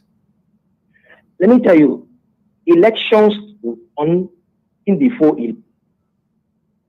That is, if that elections free fair, elections are won even before election polling day. Mr. Fala and his campaign team did not do a pretty good job by rejecting the tagging of the candidate as ATM machine. Remember, $4 billion was just approved by the legislature. They were elected, and all of that. Few weeks after, we start seeing fresh 500 bank notes coming out. That's how the name came out. That's how the ATM machine name came out. That's seeing fresh 500 bank notes coming off on the man. The candidate, in fact, I got my picking where in the community I stay. The picking particularly came to me. The people who want overnight football tournament. They want overnight football. Take all money so we can bring speaker, music, and this and that. Automo Fala. So everybody now has that mindset. And they go to the main way. No, proud, no. Proud, they know who the crowd. They know who the crowd. Because they make that money. They make spending the money like nobody's business. They make the money. Or they make ATM machine. The man is not doing with spending. The man has biggest paraphernalia, party paraphernalia around the county. Everywhere. You see, but all those things don't count. Are you going to convince Musu, who has to change, who used to change $100 to pay her child school fees at the rate of 20,000, 200 to 100, 20,000 to pay her child school fees, but now she gets $100 and get 15,000, and she got to go pay the child school fee for even 25,000, and now no more 20,000 again, it's 25,000. So it has increased. She has to pay her child school fee, but then she got to look for extra 10,000. How are you going to convince her? Or you convince her with party paraphernalia, that cap, or muya? Let them go try. How do you convince a person who is so scared that he makes or lose or life in a country where people are just dying mysteriously? How are you going to convince that person? So the odds are against them. You go up, you go down, you hunt target, you fight karate. Odds are against them. Let me tell you the long strength. When we were doing the dialogue for the Lord rally, I observed one thing. I noticed that the mobile money number, we started receiving some alerts. But we started receiving some alerts from some different numbers, like, people will go to the boys on the side, and then they send the money, it will appear like, some money exchange or send money. But then they will follow up with calls and tell us, hey, I don't want to send that money, my man. We were here, but we can't talk where we are. We can't talk. Oh, this small thing. It was a swear. We should call it a swear ambition. So all of that was happening. You wouldn't believe how many silent voters that guy had. And he showed it just last year. The same thing that happened last year will happen. So what has changed from last year to now? Has the economy improved? What has changed? What has changed that will overturn the long victory? Just last year, when the CDC had their campaign, you should have seen the streets were packed. But when the results came up, you saw the results. Look, people always know. Other people, I can say, this is not empirical. I can say that more than 80% of the people in this county, but they know who they're voting. So all things, in fact, the Lord can even put his placards up, billboards up, who are going to vote. And now, those who vote for 5 will vote for 10. Most of them already made up their mind. The 20%, it's a swing number. It's a swing of 20%. I may be even reflecting that number. Okay, we're going to hold Patrick there. And Shelton, I want you to come in. And, Tom has already caught up with us. And then we'll go to the question from me for Patrick. Does Yes. he believe in the Elections Commission that the Do you elections will be fair? the Election Commission, Patrick Honnah? I don't. Why not? And I'm going to say that I just don't. So then how does he think that Dillon will win? So how does he think that Dillon going to win? I just don't. Why do you think that Dillon going to win if you don't believe in the election commissioners? I just don't believe in the Elections Commission. I just don't. Folks, I'm hoping that Dillon's victory will be overwhelming. And once Dillon's victory is overwhelming, it will be difficult. The challenge we have now is to win with enough numbers, with good numbers. That is the challenge. We need to win with good numbers. So any attempt for us not to win with good numbers, it's going to be a challenge. And Mr. Dillon and his campaign team, which he has named just today, and I'm on that campaign team, we're working towards ensuring that we win with good numbers. There's this allegation that George Weah wants to regain Montserrat at all costs, and he will do everything he can to regain Montserrat. What do you stand on this? But it's not about by all costs thing. Now, folks, why should it be by all costs? Why? It's about folks, the will of my. So I don't buy all those things tend to scare people from turning out. All those things are strategies. So I don't buy into whether somebody wants to at all costs or not. When I go and serve as election supervisor, I dare anybody to can't say you get by all costs could mean Patrick, go from district to district on a daily basis. As you see now, Thomas Fowler is everywhere, and the rest of his colleagues are everywhere campaigning on a daily basis. And that covered with the projector foul play. He's not trusting the Elections Commission. Exactly. Now, let us go to the telephone line. We have Dwalu on the line from Boston, Massachusetts. Dwalu, hello and welcome to the show. How you doing, Ashford? I hope you're having a lot of fun in Liberia. I envy you a little bit. It's nice hearing from you guys. But I got a question. It's more of a comment, not so much of a question to Patrick. I was in Liberia most of the time, and I listened to LBS when he was over there. This is what I always say to Liberians who are in power. And the season went for Sam Jackson as well, our special representative in the United Nations. This is what you guys do. You forget that they will break, and you treat other Liberians as if to say they don't belong in their own country when you have a little bit of power. It is not just for Patrick, it's everybody who's in government. You have to understand something. We all have to coexist in this country. The same thing is happening under the Weah administration, where people believe they can ostracize one group of Liberians because they have power. There are consequences to this fact. What is happening to Patrick is wrong. It is not good. But by the same token, Patrick was silent when this was happening to other people when he had the power to. Okay, all you could have done was quit and say, listen, I'm not going to put up with this. There must be justice in this country. Everybody should be protected under the Constitution. You did not do that. But for few pennies, you were willing to alienate and in many instances deny other Liberians their right to exist in their country, to make a living because you have a government job. People that are listening to this, government job is not a permanent thing. It comes, it goes. You have to protect other Liberians' rights. Until your rights will be guaranteed is when you have power and you protect the rights of other Liberians. It's crucially important. Patrick, I hope you learned your lesson, and I know they're going to continue to alienate you because you are people like you allow this to continue to happen. Thank you so much.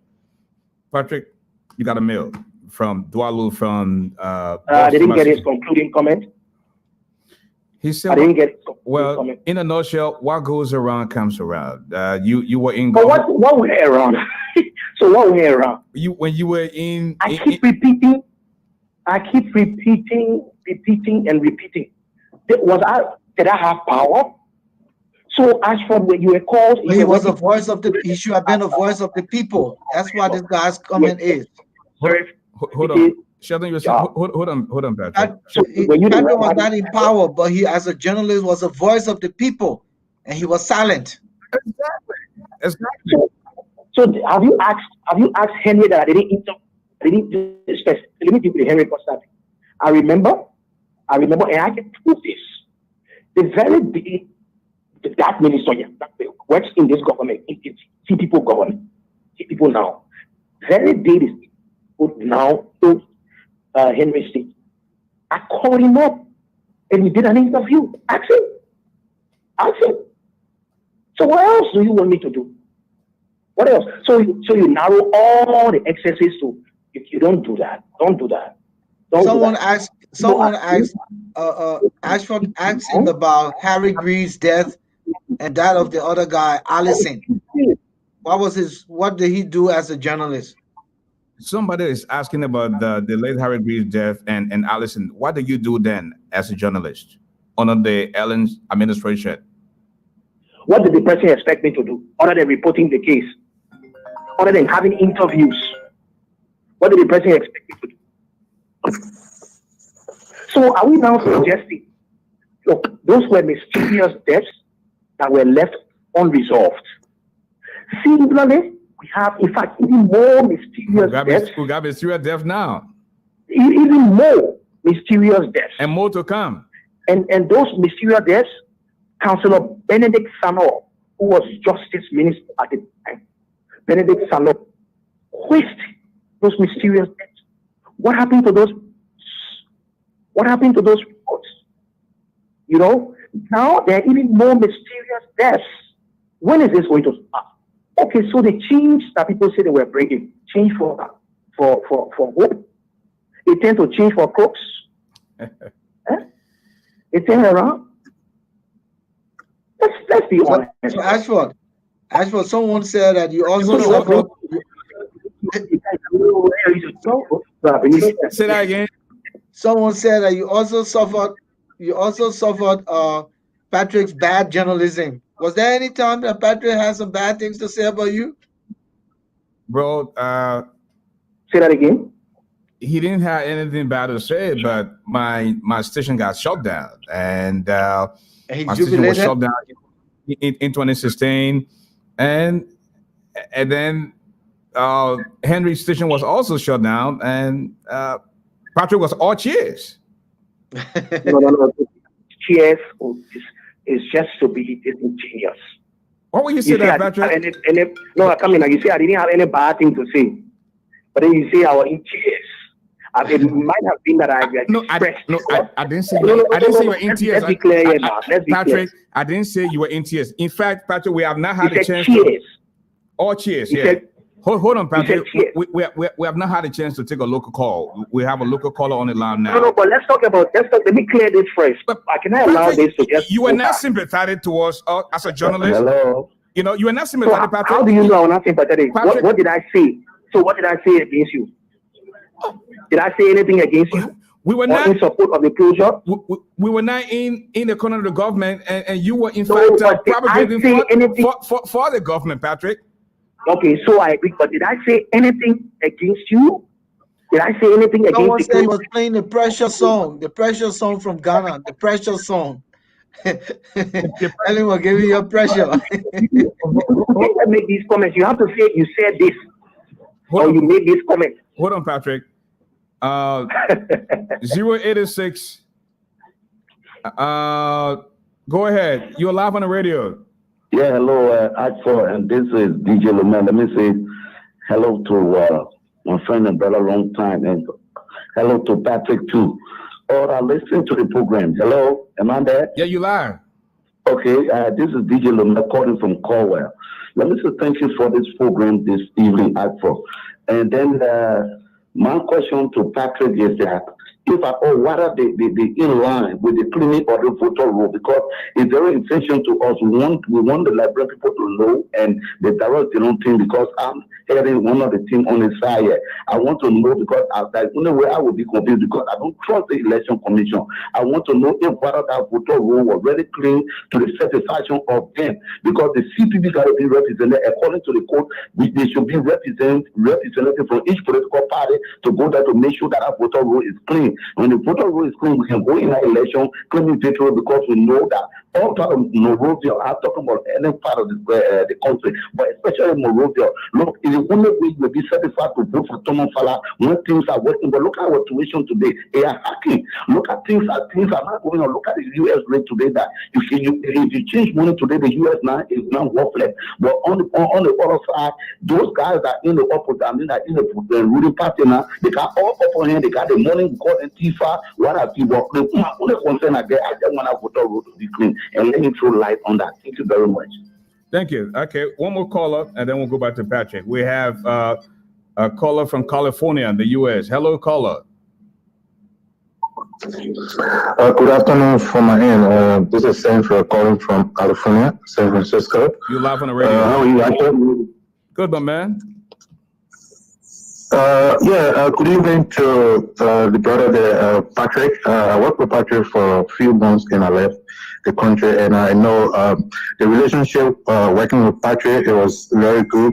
I know Patrick is somebody, I think he loves to make fun out of serious situations, and sometimes people get irritated out of some of his jokes that he makes. He loves hard jokes on the radio, and he as a political appointee, Patrick was also taking risks, like he said. He interviewed opposition candidates, and his bosses questioning him and stuff like that. But here's the thing. We need to put stop to some of that kind of behavior as it relates to when somebody is sent to what they are sent to the position and they have power, they use the power to them suppress other people. I think that's the situation that we are just cycling, going in the ring, and from one person to the other, and then at the end of the day, we just think we won't be one. I mean, we'll just say one place. Thank you. So I think it was quickly.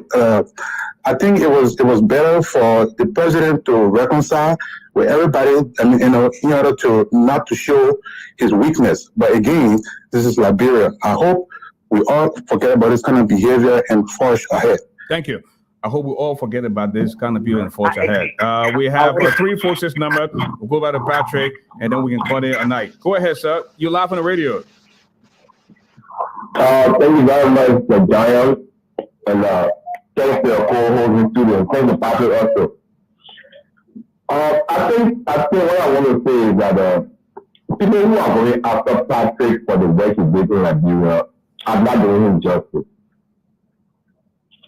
Why should we be using the big fish in the ministry, like the Ministry of Information, the Deputy Minister, and go to a Deputy Broadcaster? I don't think Patrick actually had any kind of power to think he would stop things that were happening, or he really had the authority to really go after people. I really don't think so. If he had said things, when those things were happening, like he had celebrated, and were, in the kind of a joyous mood for things that were happening, then can go after him for them. But if he did nothing like that, I don't think any reason why we should be questioning him for things that happening or any problem like that. Thank you. And not just him, but every other assistant minister, even studying in government who are not playing that much important role. I don't think we should even hold them tomorrow in the future just because they're in the government. Thank you, sir. Thanks for calling.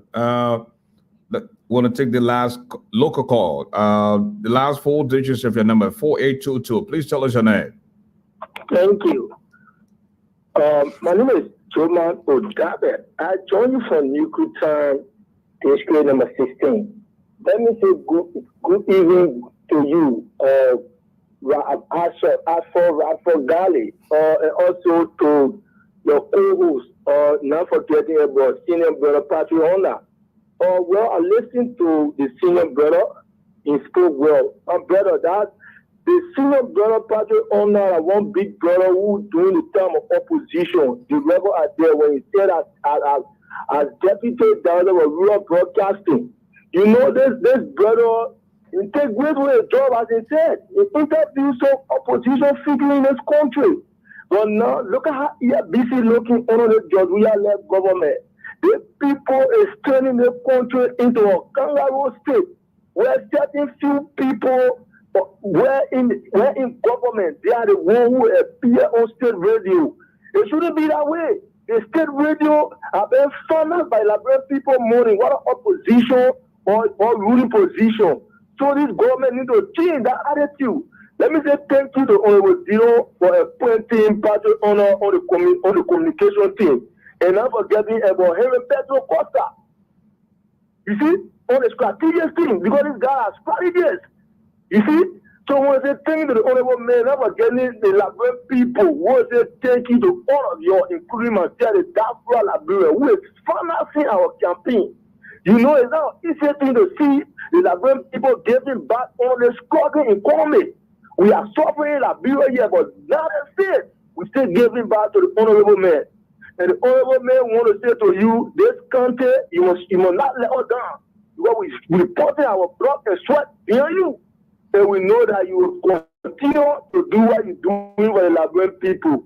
Thank you very much for the time given me for the right of Garley. And God, not Rafa. I don't wait till that Rafa name. As for the giant, not Rafa name giving that. That Jeremy won't give me now. Okay, thank you, my brother. Thanks for calling. You know, he was the last caller, so we had to give him enough time to talk. We want to go back to Patrick as he concludes with his final statement. Patrick, want to say a big thank you. I think that caller, Ashford, the caller from Newtown, wanted to know about the voter flooding. I think that was his question, whether they're going to address it. Voter flooding? Yeah. They cleaning the voters' roll, you mean? You mean they're cleaning up the voter roll? Yeah. Or something, yeah, something. I think it has already been addressed, though. Maybe Patrick knows something. Let me just say that a team from ECOWAS was invited to the country, and that team had been cleaning the voters' roll. And if that is done and complete, we can be assured of nothing short of victory. The other thing that we've been hearing is that some people were putting themselves together, you know, with huge sums to present at various polling centers to tamper poll watchers. We're aware of that. Yeah. You know, we're aware of that scheme. I mean, too many things people are planning. But all of the plans are being scattered. They've been scattered. All of the plans, they've been scattered. I can say to you clearly that Mr. Dillon is going to be elected. He is going to be re-elected. The Liberian people know what's best for them. They know, if you know very well you're enjoying, you are better off than you were 1 year ago when Mr. Dillon came, then you can go ahead. No, you're free. Go ahead. If you really sincere in your heart, or if you want to do it, you know, I was just talking to Representative Gray, and we've been chatting for long. So I was telling him, I said, you have the audacity to go and tell people party remains supreme. Party mandate remains supreme. You're making more than 15 or 8,000 plus, 15,000 plus. And when you take that money, you get one picking $5 US. And then you tell him party remains supreme. The party, you indoctrinate him. Indoctrinate is the word I'm using. You indoctrinate him to that feeling, that supremacy that belongs to Jehovah. Supremacy that the party, your own party, that it remains supreme. I say you're operating a cult. I said, this is an occultic kingdom. Clearly it is. So you can't all those beginners, they phone, they call out. How much is making my begin? My begin, how much making? Your baby men making plenty of money. But they can't tell you, say, party remains supreme. You hear that, what's that? Party remains supreme, man. What's that? What are you doing with that? You know? I also want to just highlight that we just turned over on the Friends of the Lawn the amount of $2.1 million Liberian dollars, unprecedented feat, never happened in the history of this country. Other people had a dollar rally, no report up to now. More than 2 million, and that money was raised. People of Montserrado County. There was a situation, a turning point, where the boy drove with his motorbike, got down, and walked and say, "What a basket." So I asked him, I said, "How much am I boy?" He said, "No, I will slam my money in." I said, "No, tell me." And it has 300. When Senator Delon saw that he was put 300, Senator Delon walked up to him and called him up on the stage and said, "Look, this widow's mite. All the contributions I received, this contribution has made me into shape. Because this boy is telling me that he believes in me. The fact that other people running behind, other people wearing t-shirts and getting 500, paying 1,000, money, all that kind of thing. But this boy could drive to my program, to my rally, and give 300 Liberian dollars. He said, "This is what I have to give to your country." Never happened in the history of this country. He has set an all-time high record that needs to be defeated. And in order to defeat that record, you have to outperform him. Look, the final thing I want to say is, too many times we fight when one person is trying to take a step with the crab syndrome. So because it's DeLong, and I've been knowing DeLong ever since, or I know him, so enough it, or one another. I mean, if he's striving, DeLong is not a perfect person. I'm a fool. He himself said it. He's not a perfect person. He has flaws. He makes mistakes, and he's going to make mistakes because he's not perfect. But perfection, belongs to God. So he's not a perfect person. But the fact that the guy is striving there, the man is trying. And people say they want to bring the man that is trying down.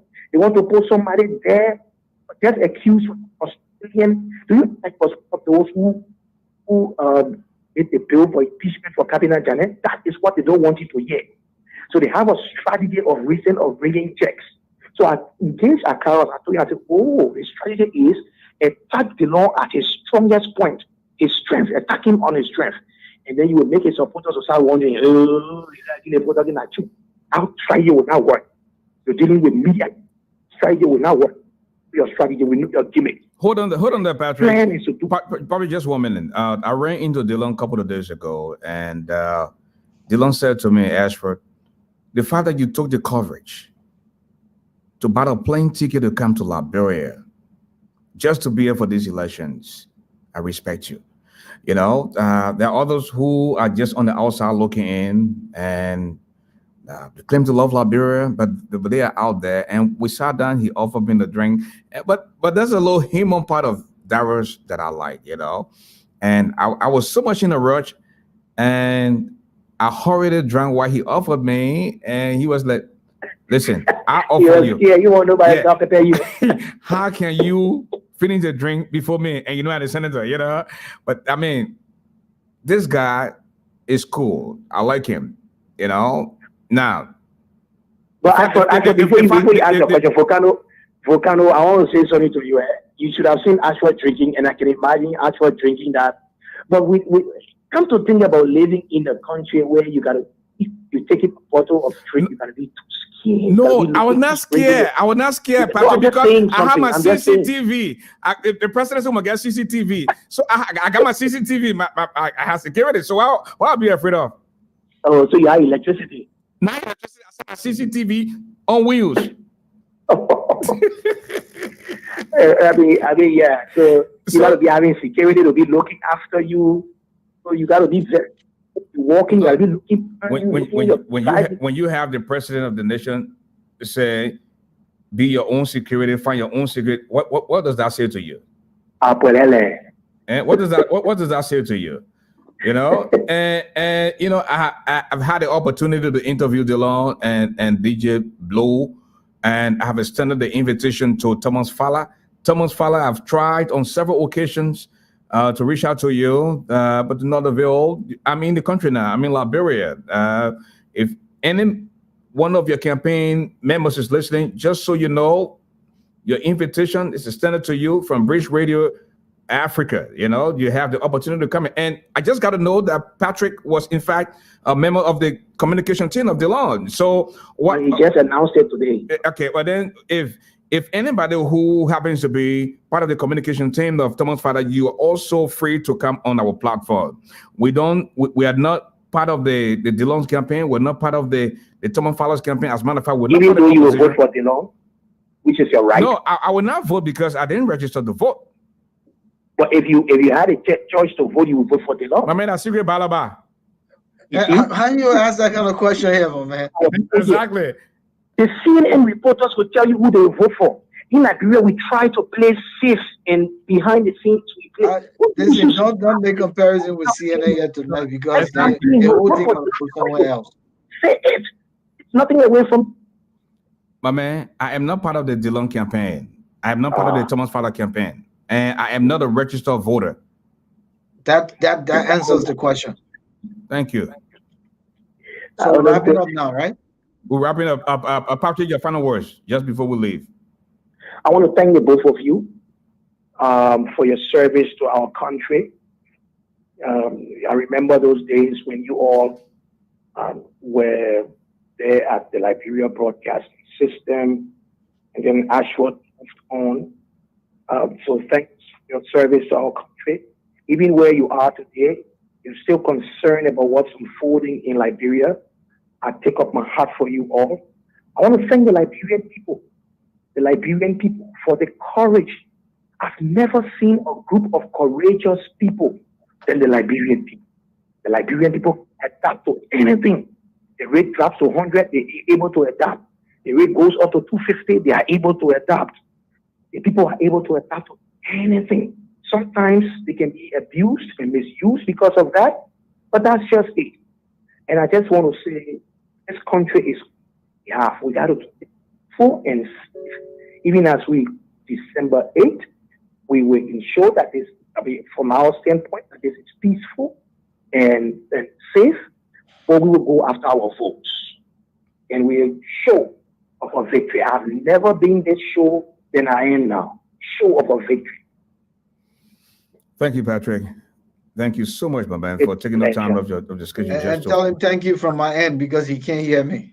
Yeah, you know, the IT guys will be in problem with that because there should be no reason why that Patrick can hear my co-host. Thank you, Patrick. Good night. Thank you. Thank you. Okay. Shelton, I think we should try to organize a debate between the top three candidates on Bridge Radio. Thomas Fowler, Patrick, Thomas Fowler, that was DeLon, DJ Blue. Man, it's gonna. I'm just gonna be a referee and let him throw the punches. I'll throw it out. I mean, it's gonna be a debate. Co-host, we'll throw the question and just let him.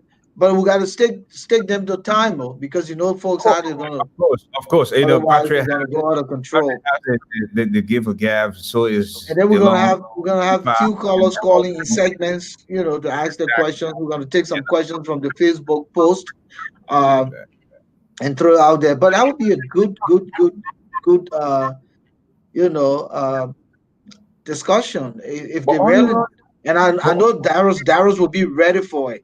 Unfortunately, I don't know about the other candidates if they will want to come. No, listen, why it is true that Darius knows a lot about Liberian politics. Wait till you listen to T5 as well. I had the opportunity to listen to T5. I'm not doubting Thomas. I think he's been there for a while. This guy knows his stuff. He's been there for a while, so he knows the inner workings of the house. I know that, but is he ready to come? Because sometimes what you say can kind of incriminate you down the road. That's right. And the Liberian people are keen. Why they may be gullible, yet they are keen. You remember, unfortunately, sometimes the gullibility goes to the point where they don't make the sound judgments they should make. But people still mention the story when Ellen said going down the executive mansion will build it in 3 days. Right. They still talk about that. So it depends on what you say. One of the things that caught my attention when I listened to TFAT. He said he worked 12 years in the opposition, but he was able to go on the other side of the aisle to work with the rooted establishment to do some to give some gains. And he named the police academy role that he's so proud of, because even though he was in the opposition, but he was able to work with the Ellen Johnson Sirleaf administration. And I believe to be very successful in this kind of business, you have to be able to convince others. I mean, it's a tech for tech business. It's about reaching across the aisle. It's about propounding your agenda, but holding value to the opinion of the other folks. And it all boils down to coming to a common cause, one accord. At the end of the day, is it for the Liberian people benefit? And if that be the case, then oppositions should come together for that purpose. Now, if it's for personal aggrandizement, then there will be that back and forth. So, but I don't doubt Thomas Fowler has the experience. I mean, he's been there this long. But will he be willing to come to discuss the issues? I know Darius has experience as well, even over a year. But prior to going to the Senate, he had gotten some schooling as a political guru in the country.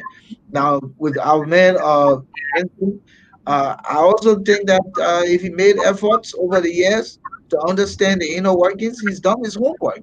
So it would be a great discussion. And on the other hand, something interesting is that whether or not Thomas Fowler did declare his assets when he first got into the House of Representatives in 2005, we saw Dillon do that, when he entered the Senate, So, I mean, these guys, they both are great, and they are just people that have unique stuff in possession when it comes to the love for our country. But I want to come back to a point. Thomas Fowler was able to cross over the aisle. You said Thomas Fowler said that he was able to cross over to the aisle. Is that the situation now in the current House of Representatives and the Senate? Can the opposition cross over the aisle? Can Darius Dillon cross over the aisle to get anything done in the interest of the Liberian people? Probably that would have been my question to him. Darius Dillon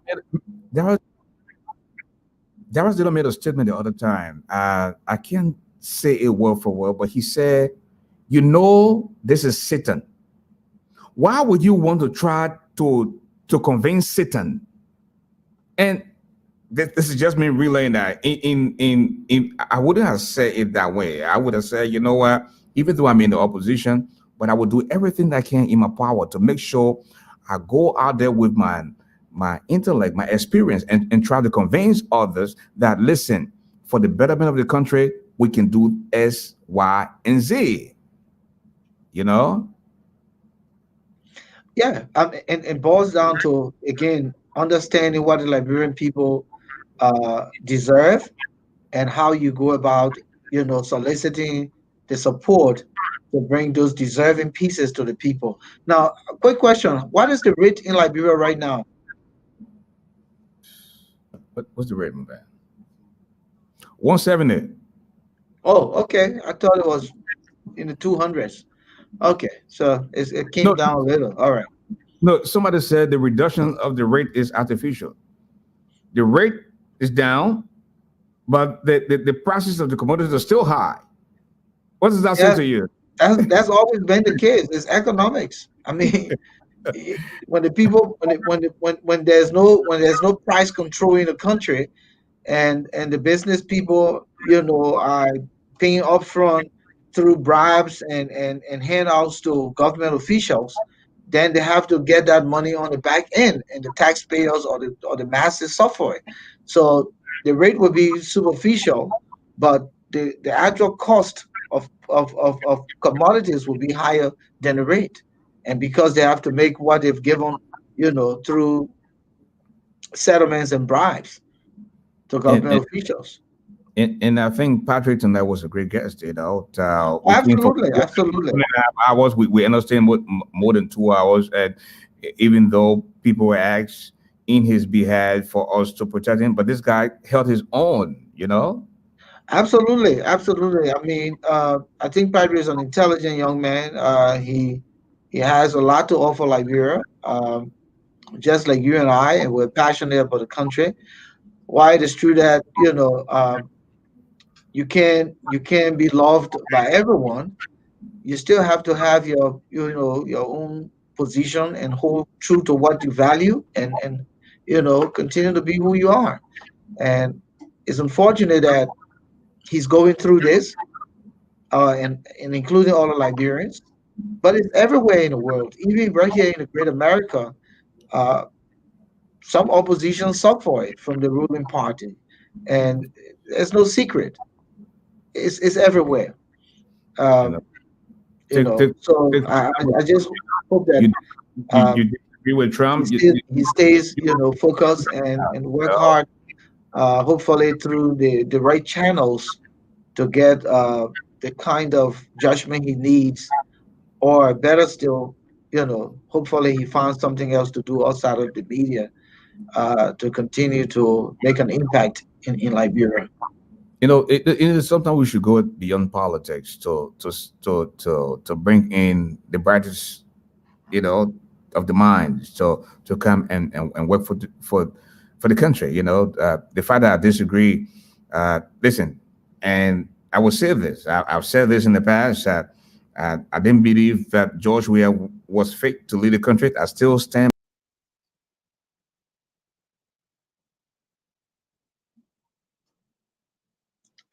I can hear you, Ashford.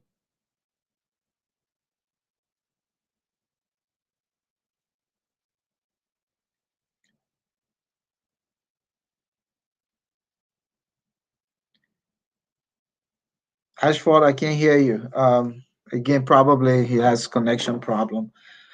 But I think we're wrapping up now, and we did have Patrick Honnah as our guest tonight. We discussed some pertinent issues regarding his uh, continued battle with the Liberian government with regards to the opening of his media entities, meaning a television and radio stations.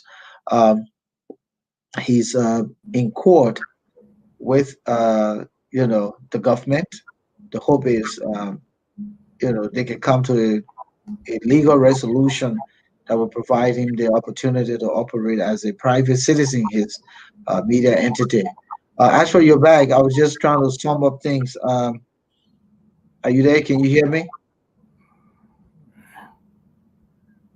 Can you hear me? Hey,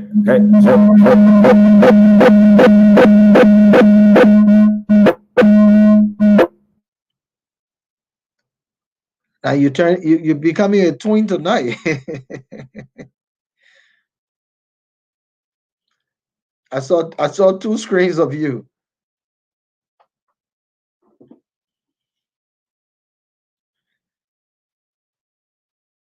I can barely hear you. I can barely hear you.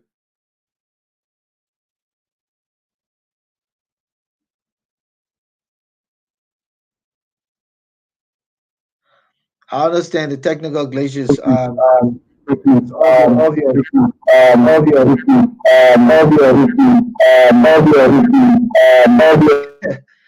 Now you're turning me into something else. I think we should just call it a night.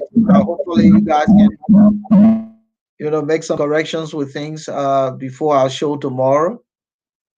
Okay.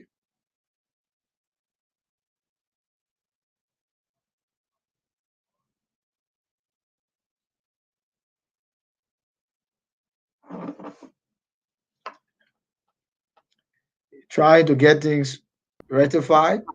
okay, can you hear me now, Shelton? Okay, Sure, can you hear me sure, I now? can hear you. You hear me. You hear me now?